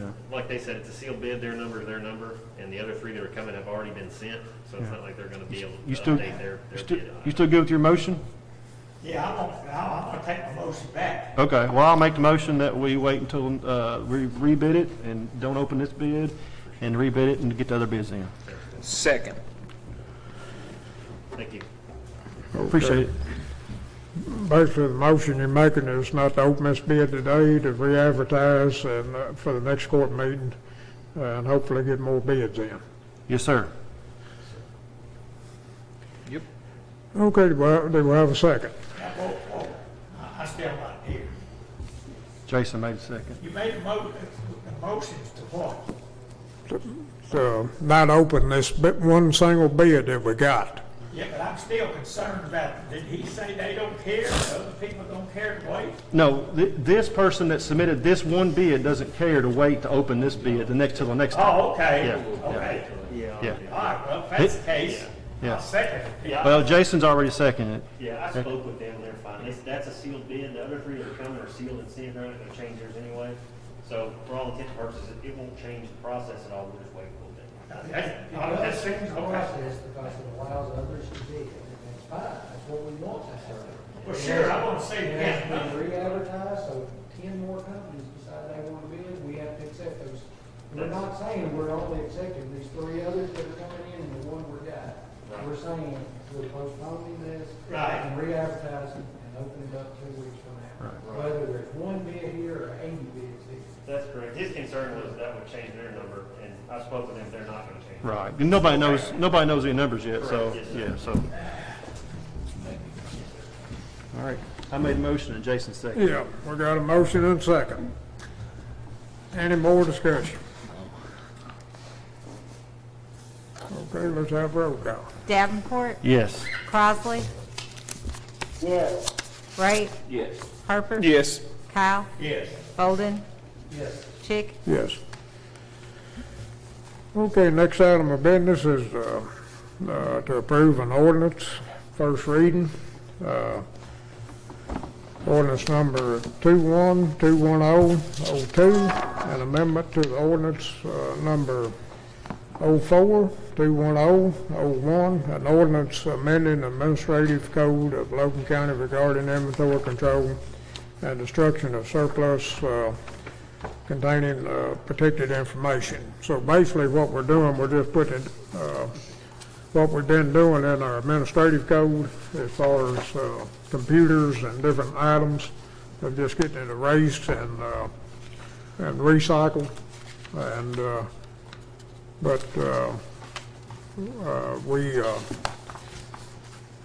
think that ought to be in the administrative code. Except we would have something to back up what we're doing. All right, motion to approve the first reading of ordinance number 21-210-02. Second. Okay, and that's the first reading. Yep, approve the first reading. Okay, got a motion and a second. Is there any questions?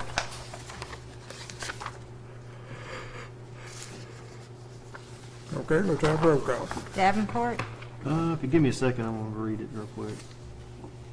Just Does that deal where we? You got any suggestions or edits? One of these didn't really exist. I think you and I had texted some about the policy that the school has, but I think you all handle it in a different way.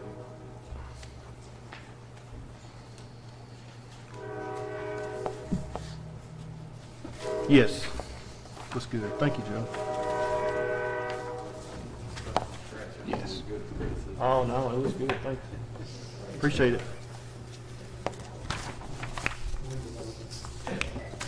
Oh, did you already do roll call? Yes, you said no, my name, didn't you? I called your name. Okay, and I said, I was yes. Okay. Crosley, Yes. Wright, Yes. Harper, Yes. Kyle, Yes. Bolden, Yes. Chick, Yes. Okay, next item of business is approve a new electrical inspector contract. We found out in the last few months that they're supposed to be turning in records and keeping proper records. And we had one that the state called and questioned about his records. And Joe, do you want to touch on this, or? Electrical inspector. Yeah, basically, the way the law requires, if we do it in the way we do, we're supposed to keep copies of all the reports that they're completing on file.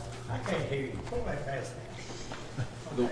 The way if you do it where we're independently contracting with numerous people as opposed to one contractor, we're supposed to keep a copy of all the reports they file. Some people do turn those into Judge Chick, some people don't. Our current contract requires them to follow all laws relative to this, so they should be required to do it already by our contract, but just kind of to dumb it down and set it out, we're telling them now as a part of the contract to provide us copies on a monthly basis of anything they provide. Just a little housekeeping. Right, in contracts, if you can tell everybody what they need to do, it makes it that much easier. That they don't have to go look for anything. Yeah. I mean, sounds good to me. Go ahead.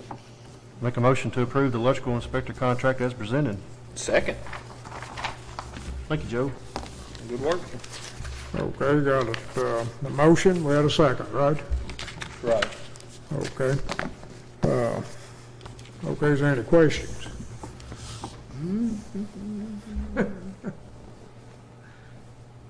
But like I said, we had the state call us about one that was having trouble getting the record, finding his records. So, that's where a lot of this generated from. Okay, if no question, let's have roll call. Davenport, Yes. Crosley, Yes. Wright, Yes. Harper, Yes. Kyle, Yes. Bolden, Yes. Chick, Yes. Hey, Tom, Tom Harney called, because I need him up here on that one.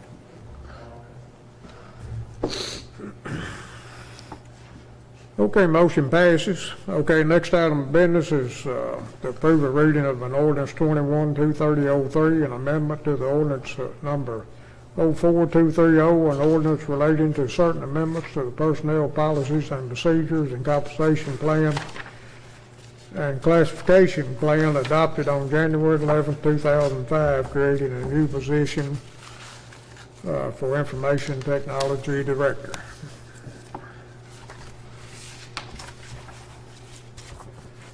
I appreciate the court considering this. I've had some calls and messages from people in support, so I mean, I think it's going to be a good thing, and departments and other elected officials have seemed to have a little relief in hopes that we might have somebody that can work on their stuff on the, when they need help. So anyway, that being said, I'll make a motion that we approve the first reading of ordinance number 212303 in regards to the Information Technology Director job position. Second. Okay, got a motion. It sounded like it was seconded by Jack. Question? Jason. Jason, okay, I'm sorry. I heard it coming from that direction. I thought.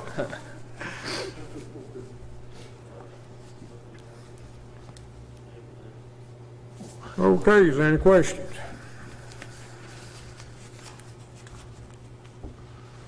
Does this person have dual duties? What else is he gonna need to do? Like, I don't know, is that Are you saying, for instance, there's not 40 hours a week worth of technology work that he could possibly work sound on? like we need some insurance help, that's all I was wondering, is that dual process? oh, I mean, you put a technology person into an organization when we got, close to 100 employees and the computers and the offices we got and the difference of offices, for one. You got the sheriff's office and the ECC and the jail. You think it's, Everything is so, it's like, a world of its own, and, everything's different. So, and there's going to be enough inventory control. I mean, we can't even give it inventory. It's hard to do that because nobody's doing that on a regular basis. It's nobody's fault here today or what we anybody employed today. But it's just, it's when somebody gets in here and starts diving into the needs and the technology that's that we already have, they're going to have a full-time job. But I mean, the job description clearly states, like it's in my job description at my job, is It's attached to that. I would just say too, if they do have any free time, they can always work with the individual officers to where they're more efficiently using technology to make those officers work. A lot of times it's hard to get up to speed on a new program that might otherwise benefit you because you just don't have time in your day to learn how to do it. Additional requirements. number 16, perform other related duties as assigned. So I mean, I guess if you want to do something else, they can. But yeah, I honestly think they're going to have plenty to do. Otherwise, I wouldn't. Is this not, this person will be a county employee, we can't put it out to bid for somebody, like, in my and Steve's situation, our equipment's already familiar with our equipment, as a business, this will be a county employee. So you talking about like the bid you brought to us previously that was like $500 a month or whatever it was? I mean, you could, but I mean. So we're gonna have to have somebody teach another county employee our whole system. That's, I'm just, our stuff is different, Right. And they'll have to work with outside vendors. Exactly. You got to have somebody, so yeah, he'll work, this person or she or he or whatever will work with all vendors that we currently have instead of you having to work with the vendors that we currently have. See, I don't. I have, I have in the past, I've had my own IT guy or somebody that we have had to come in to do it. Right. For instance, when they put in the system, they brought a guy down here and he's already familiar with my system now. That's why I brought the bid in for him, for my department. Yeah. Because he's familiar with all my equipment and ours is so different. Yeah. So if you have somebody that's full-time, they're going to be familiar with your equipment, and every time your equipment has a problem, every time your equipment needs to change again, instead of relying on somebody outside, it's better to have somebody of your own employee that is invested. Okay, so the Yeah. guy that contacted me, I just need to tell him it's no longer going to be an issue. No. We're not going to let him. not yet, I don't think, because. Well, we still got to have 2 readings, yeah, but I'll never. And we've got to find an employee. And we got to find an employee. It could be a year, could be But- 6 months. I got a question. What are they gonna, surely not gonna take somebody full-time just to do that. What are they gonna do when they catch up? we gonna be paying them for a year? There's always something to do in technology when you've got offices, as many offices that we have, and as many computers as we have, many cameras as we have, body cams, servers, social media that we don't do right now, and websites that we don't update. So there's going to be plenty for an IT person to do in the organization. The city of Russellville has an IT guy. The city of Russellville. Well, I can't understand you. Pull that. You didn't hear any of that, what I just said? Okay. Half of it. Just mumbling things like. Okay. So there's plenty for an IT person to do in an organization our size. So like I said, the city of Russellville has an IT guy, and there's, you know, we have more offices, and we have probably, if not the same, more technology or different. It's just such a wide spectrum of things that have to be worked on, that need to be worked on a day-to-day basis that we're not doing. Our offices keep, I mean, there's some documents that are secure documents that, you know, or the network, is it vulnerable? We don't know. We just have people that use it. And then when something breaks, we call them.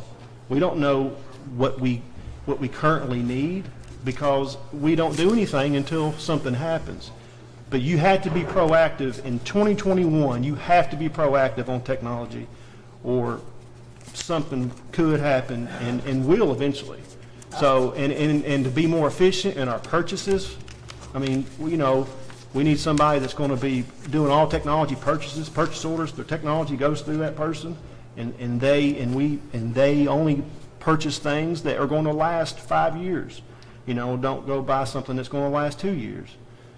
And you have to have somebody in today's time, at least one person. We have 0 people, and I don't support calling random people. This office calling this guy, this office calling this guy. You've got 5 or 6 different people that are putting their fingers in on our technology that we own. That they do it, they leave. There's no documentation. I mean, they may be documenting, but we don't have documentation. So we've got to be more proactive on taking care of the technology to be, I think, to be better stewards of taxpayer dollars. I read all that last night. I read the whole thing. Yeah. But that person's going to be hard to find, isn't it? They've got to have experience. They've got to. Yeah. And it's going to take a while. It'll be hard to find. You're right. You know. Yeah, it's going to be hard to find. But that's just my opinion and my take on it. I mean, you know, it's at the court's mercy, but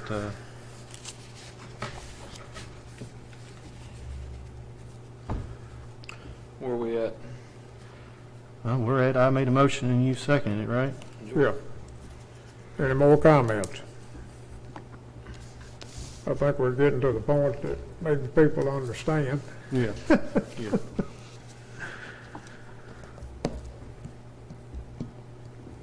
Okay. Any other comments? Okay, let's have roll call. Davenport, Yes. Crossley, Yes. Wright, Yes. Harper, Yes. Kyle, Yes. Bolden, Yes. Chick. Yes. Okay. Motion. Come back and just help think about our radio situation. I think if we had it, we're gonna say, man, we can operate long enough without that, we should have had it. I read all that.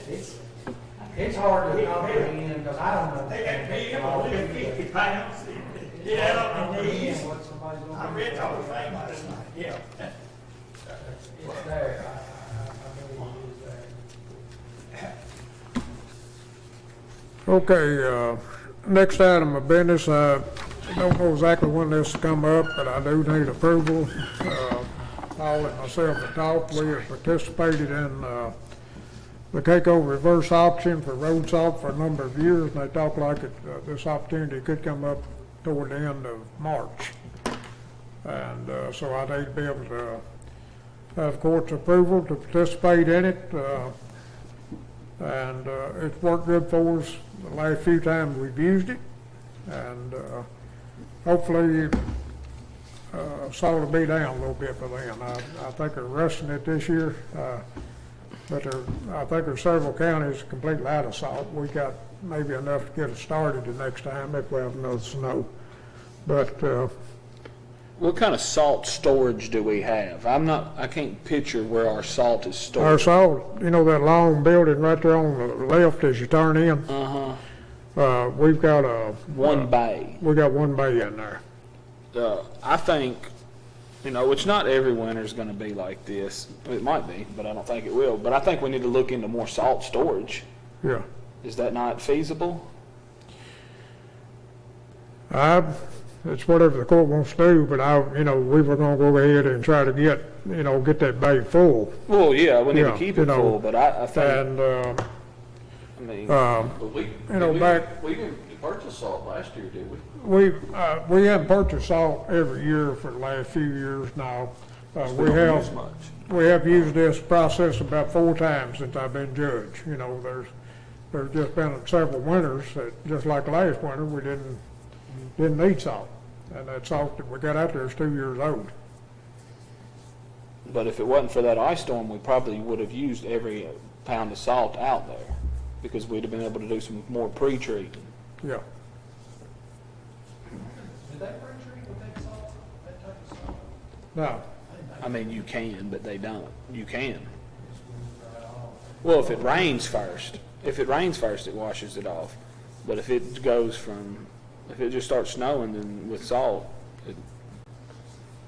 I personally, I know this is unpopular, I personally, if we were gonna do pre-treatment, I'd like to see us go to liquid. brine spray, Yeah, definitely. brine machine, if you're gonna spend money on building another storage thing and do all that, which I guess we bought with the brine spray, I'm not that familiar with. You have to have. I think it's 33% salt and 70.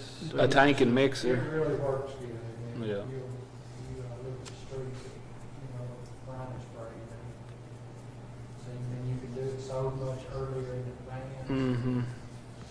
And if it doesn't get used, even after some rain, it's actually still there. Yeah. But anyhow, that's, once you have it, about like mosquito spraying, once you have it, you can get a whole lot of people calling, why you hadn't sprayed my road yet. Yeah. Well, you can't spray every road, but we do have hills. You gonna get a phone call, why'd you spray that one and not mine? I'm just telling you. I'm fortunate, I get one phone call or one road to be sprayed for snow. One. That's all I got. I know y'all got more out. Oh, yeah. You got I had people trapped for 11 days. That's what I'm saying. Yeah. You should get all of it because you geographically have the conditions that people need that to keep you out. But, it'll be a different ballgame when you have that. They're gonna want that every time there's a hint of snow coming. And it's just not that, it'd be hiring more employees too. But, if we're gonna talk about buying twice as much salt and building more storage, I'm gonna say, let's have a discussion of some of the feasibility and the cost of brine spraying versus throwing salt, because when you throw salt, and that grader blade hits it, it salts down in the ditch. Yeah. But it does work. Salt does a good job. The brine spray does a lot better, in my opinion. I don't know what y'all think. I think the city of Russellville only has one truck that does that. City of Russellville do, Brian? No. There's at least 2 out there. They did have 2. They did well this time. Oh, no, they got one truck doing the brine. Yeah, one doing the brine, I thought. And it's probably not a 250-gallon tank on it. It just slides in the bed of a pickup truck. Oh, yeah, they take a lot more than for us. I don't think they use brine, they use something else, but something similar to it. Whatever they work, it does do a good job. I'm here on the urgent street, I spray it, it does a good job. But like I said, it might not snow for 2 or 3 more winters. I at least need to be able to participate in this auction, at least get us back up there. I'll put that in formal motion if nobody asks. All right, and I'll second it. Okay, and that's just giving us approval to participate in the CAECO reverse auction for road salt. Okay? Okay, we've got a motion and a second. Is there any questions? Now, we're doing what again? We're gonna participate, the state does a reverse auction. Keiko does. Keiko does, I'm sorry, to buy bulk salt. Right. And every county who wants to participate in that has to sign the thing saying they want to participate. So it just allows the judge to sign that resolution to participate, and they're just putting out for auction salt. And if they buy salt at, $10 a ton, the judge tells them we want 100 tons, that's how much we bought. I've got a question I want to ask, guys, y'all understand it, hear me well enough. Yep. And that would be, Judge, have we ever tried or using a more finer grain salt that when it's discharged from the truck would be more blankets the snow? Would it do a better job than the granular type salt that we use now? Has anybody ever tried that? I don't know enough about it to know. No, did what? I think the problem with that is you're limited where we're at now because the salt mines are mostly up north, if I'm correct. So we're probably limited on what we can get as far as the type of salt. Well, yeah, but that still goes back to the question I asked. Has anybody ever tried? Is it something feasible? Is it I don't know. We just have to hear from something we other. might all get to? We just have to hear some cases to where it's worked out better for somebody else. I don't know. I don't know enough about it. We just have to. If there's a county that's done it and it's worked better, then maybe that's something we could look at. But otherwise, I don't know. I don't know why. Okay, well. Yeah. We got time. I'll take it myself and ask and find out. Yeah, maybe. more about Yeah, that. maybe I you just can. wanted to Yeah. bring that up in the meeting such as we have, or I have. Yeah. I don't know, but, it's something I feel like we ought to look into. And I'll start asking and looking and then call and try to find out. Sounds good. Okay. Yep. All right, let's have roll call. Davenport, Yes. Crossley, Yes. Wright, Yes. Harper, Yes. Kyle, Yes. Bolden, Yes. Chick, Yes. Okay, next item of business, we got Tom Harnett here with us, and if there's any questions, but it's approving a resolution granting local incentives to Tri-Airs of the granting credit on the occupational tax fee for the amount up to 0.75 of the 0.75 for up to 10 years to meet the KBI incentive program for Tri-Airs. The resolution that we're approving is granting the local incumbents to Tri-Airs Aluminum Incorporated and all subsequent assignees and approved affiliates thereof pursuit of KRS 154, Chapter 32. And basically what this is, and most communities, they'll be able to get the KBI incentive that they've approved for. In most cases, communities got to give up at least 1%. Logan County don't have 1% to give up, and this is a total Logan County project. And us giving up the 0.75 on all those 60 jobs allow them to draw the state incentive of 3%. Morning, Judge, Morning. Magistrates. I appreciate you making time for me this morning.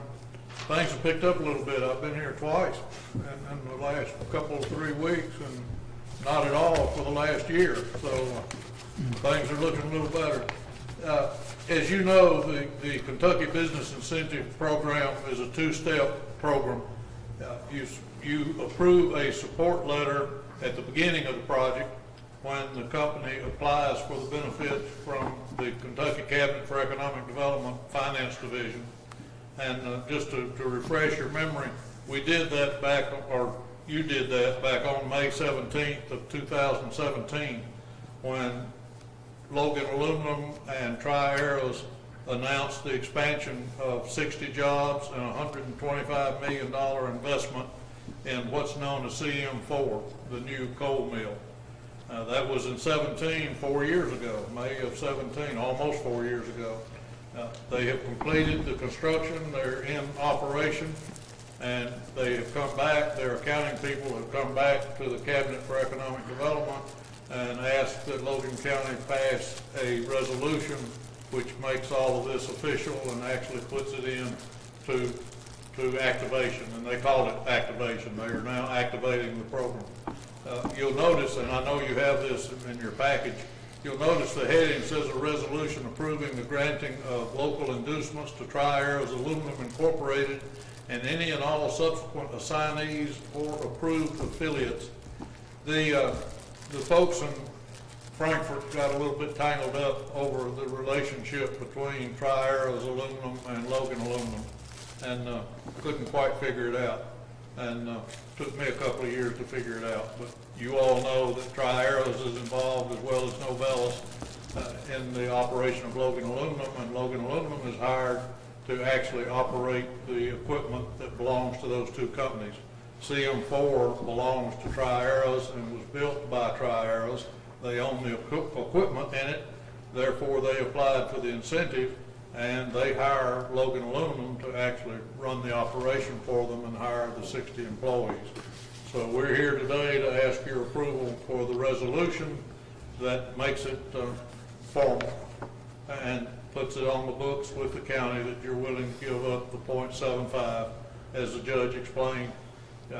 Normally it would be 1%, but Logan County doesn't have 1%, and the state will count the 0.75 as 1% to go against the 3% that comes from the state, giving the company a 4% tax credit on their payroll. So 60 jobs, $125 million in investment. Might be an appropriate time to add that Mike Buckington was quoted the other day as saying that they've invested more between Novelis and Tri-Arrows. They've invested more than $750 million. Folks, that's a lot of money. $750 million out there in the last few years.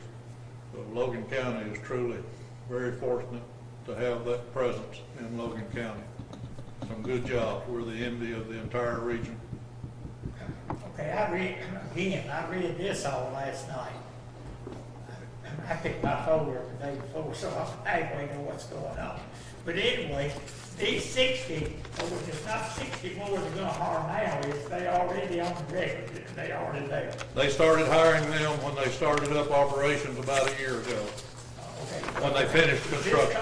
This company, the Logan Aluminum, are two different companies? Yes. Is it in the same building out there, that Logan Aluminum? CM4 is in a separate building. Tri-Arrows built a separate building. Is it out there close to Logan Aluminum? It is. It's within 100 yards, Oh, okay. 200 yards. Well, I thought it was all Logan Aluminum, okay. Well, it is all Logan Aluminum, but it's owned by Tri-Arrows and Novelis. Okay. And Logan Aluminum is hired to operate it. I read it twice back then. Okay. And it's confusing, but it works. Yeah, I'm all about these KBI incentives. I mean, it's just it's just possibility for future growth for the county. I support it. So Bring them on. let's bring it. Appreciate you taking the time and that you do to get all these lined up for us. We'd appreciate it. My pleasure. This is the fun part of the job. That's right. Okay, we have a motion on this resolution. I'll make it. Second. Okay, got a motion and a second. Now, and we did commit to it back in 2017 with that letter. And, but one thing that everybody's got to realize, when they do this, they've got to build up to 60 employees before they can apply. So we've been drawing a little money probably for a couple of years that we're compromising now, but I think it's a good compromise. So I can't say for sure what the total number of jobs will be, but I feel it's safe to say it'll be more than 60 as time goes on. I would too, and I think it is, you know, so. Okay, let's have roll call. Davenport, Yes. Crosley. Crosley, Yes. Wright, Yes. Harper, Yes. Kyle, Yes. Bolden, Yes. Chick. Yes. I have a question, Tom, before we have just curiosity, because, you know, this was 4 years ago, the resolution was passed, and could have been a new court. Would there ever be a situation that this could be denied after a promise? Absolutely. You can't commit the new court. You could have an election in the meantime. 4 years, depending on what happens, is a long time. So that's why it's a two-step process to make sure that the present members of fiscal court are on board with it. And then 3 or 4 or 5 years later, could be 5 years, could be 6, when they get ready to activate it, it might be a whole new ballgame by then. Somebody have a bad taste in their mouth that spent $125 million on a promise and that we didn't back that up. Well, On that surprising. there's more involved than the KBI incentive. So, on, That's $337,000, what the county gives up over 10 years. okay, that's what I was gonna I ask. think it has to do with their book of business and their customers and all of that. Okay. Which, by the way, is very positive right now. Everything I read in the trade journals, the aluminum industry is in a sweet spot. Things are looking good. And it's not only beverage cans, it's across the board. Automotive, packaging, even road signs, Maybe they'll start using all cardboard on kinds of some. things. Maybe they'll start using cardboard on some of these cars. That's true. Yeah. Did we roll call that? Yes, Yeah, we did. yes. Tom, we were talking about that, Yeah, we voted on it. Yeah, thank you all. we were talking Thanks, about that, Tom, we were talking about that Argyle, or whatever it is, auction a while ago. Yes, sir. And that was Cumberland Co-op, wasn't it? It got southeast part of the county. I mean, southwest part of the county. Yeah. Yeah, and the Cumberland Electric Co-op out of Montgomery County got some of it. And the Spectrum Cable Company that operates in Bowling Green and Warren County didn't get any of Logan County, but they got some that's real close to us.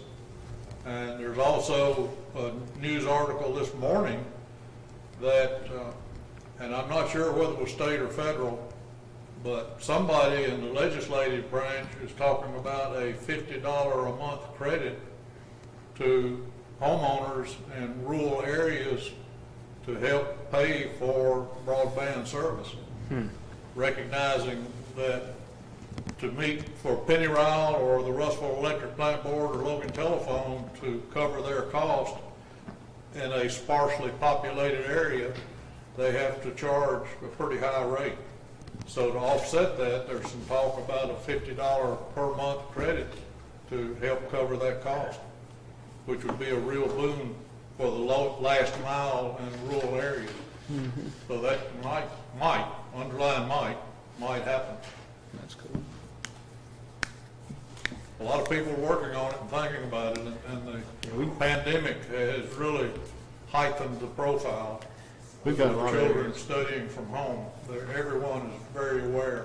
We got some areas that you would think, I mean, there's a few. We're covered, we're blessed to have Logan Telephone, and we're blessed to have Electric Plant Board. We're covered well for a county our size. But we've got areas that you'd be surprised that don't have good high-speed internet. Like, you know, you go out on Newtown Road or Hoopertown Road with all the houses, but AT&T, well, that right there, yeah. So, but the problem is you got large companies. I don't call it companies, but I don't care because I don't like them. AT&T, you know, they get large incentives. Well, they get incentives from the government to expand. But these areas like Coopertown Road and Newtown Road, where they defined as the provider, they're saying, well, I'm using those incentives to expand internet, and they call their high-speed internet coming from their cell towers, and it's just not feasible. It's not happening. It's just, some of those little areas are such a gap. But I mean, I think, you know, until we get some incentives for these ISPs, you can't tell them, hey, go spend $20 million to have an income of, return on investment that's going to take you 100 years to do it. They got to replace the fiber in 30 years. So, there's got to be some incentive state. There's got to be some incentives on the state level. And large companies sometimes hold us back, and that's part of it, I think. That's my opinion, but maybe a bad opinion. But Alan Gates is the general manager for Pennyrile, and every time I talk to him about this, which is fairly often, he reminds me that the electric distributors are prohibited by law from using electrical service revenue to subsidize high-speed fiber. Yeah, it's a TVA regulation, isn't it? Yeah. Yeah, there's some funny laws there. I went down to Nashville a couple of years ago, a year and a half ago, and had a meeting with TVA to talk about pole attachment fees. And you probably can surmise how far I got with that, but I tried. Still, yeah. And they are proud of the fact that they have uniform pole attachment fees throughout the valley, they call it, throughout the TVA service territory. But that gets in the way of using the poles and the right-of-way that are already there. And it's hard for me to understand how we can have an electrical line and a telephone line that goes to virtually every dwelling in the county, but yet we can't figure out a way to get high-speed fiber to each of those dwellings. I know it was 35, maybe probably 36, 37 now, dollars per pole per year if you're attached to it. Right at 40, you're right. Is it right at 40 now? So yeah, I mean, that's crazy, Because they own the property, don't get me wrong, but whoever put it there, but yeah, I mean. So when you talk to your congressman or your state representative, there's a good talking point. Yeah, Kentucky Wired, if we had all that money, man, we'd go real far with some internet to Having said all that, we're in better shape actually than Warren County. Yeah. And Christian. We've got, thanks to Logan Telephone. Right. We have better coverage throughout the county, a higher percentage of coverage. I did a survey to all the parents in the county through the school system whenever we was doing a survey for about Chromebooks, but I also threw in there, who does not have internet access, because we were getting some we get hotspots to provide it for some families that needed it, and I think 92%. It's like 8 or 9% people said they do not have internet capable of. The question is usually, can you stream a YouTube video without interruption? And so about 8 or 9% of the people said that they could not. So about 92% of the people in the county school system, which is good, but that's still that's high for a rural county. That's high for a rural county. But what is the numbers for the county? What kind of coverage do we have? High-speed internet? 75%. Yeah, well, he was just saying 92%. I didn't know if there was like a there's more a accurate within the survey. students, Yeah, I just didn't know if for the there was ones more. that took the survey. I mean, well, we had a good turnout on the survey. You took the survey, did that internet Well, most of them got phones, or but the phones ain't good either. They probably had a hard time taking a Google form survey, but yeah. It depends on the level of service that you're looking at. Mm-hmm. Some definitions use a very low level of service, which really shouldn't count. You got a family of 4, 2 kids, and you're on an old DSL 8, whatever connection, it's 5 meg. You're not gonna have a good experience. That needs to be, But anyway, we can just be hopeful, and maybe that we'll get some money will be thrown from the the state throw some money at that for everybody. It's definitely a need. Okay. Any other questions? Thanks, Tom. Okay, post agenda. I got 2 things. One, I have no idea how many people's in jail, how many people's out. Of course, I understand the jailer with this deal he's been through, this COVID-19, plus he's failed, got hurt, and so forth. People ask me about the jail, I know nothing about it, because he's not here giving reports. And then I ain't heard anything about the Humane Society in 4 or 5 months or more. I don't know if how many dogs, cats if they're, if you adopted them, you know, more than they got, or we're running over, or what? Anybody know? Jason? Yeah, I'll take care of that right now. I apologize for that. I should give y'all a monthly update. Pre-COVID, our director would come, but I've got the info right here. What is the day, the 23rd? All right, January report.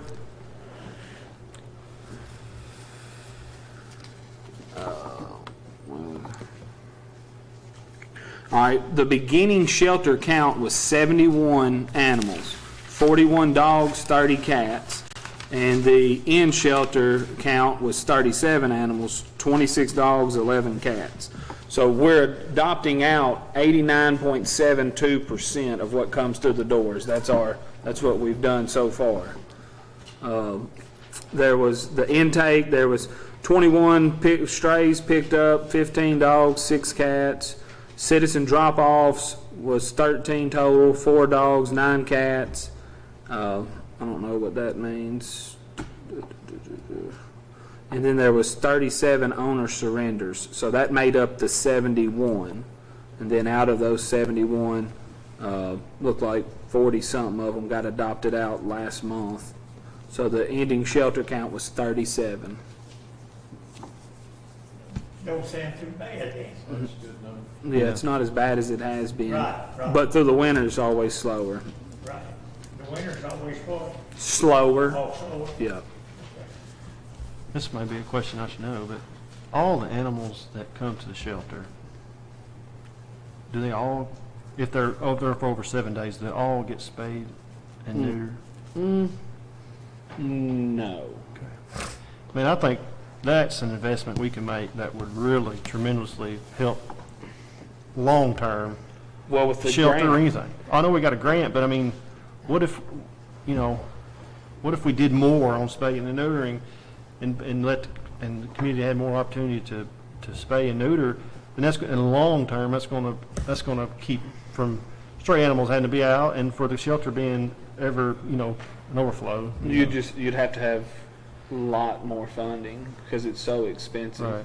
I think it's $62 or something Per animal. Yeah. Yeah. So that $5,000, well, that matching grant that the state did and the county matches, I think we'll be able to get like 90 animals, but it's got to be done by June or so. Yeah.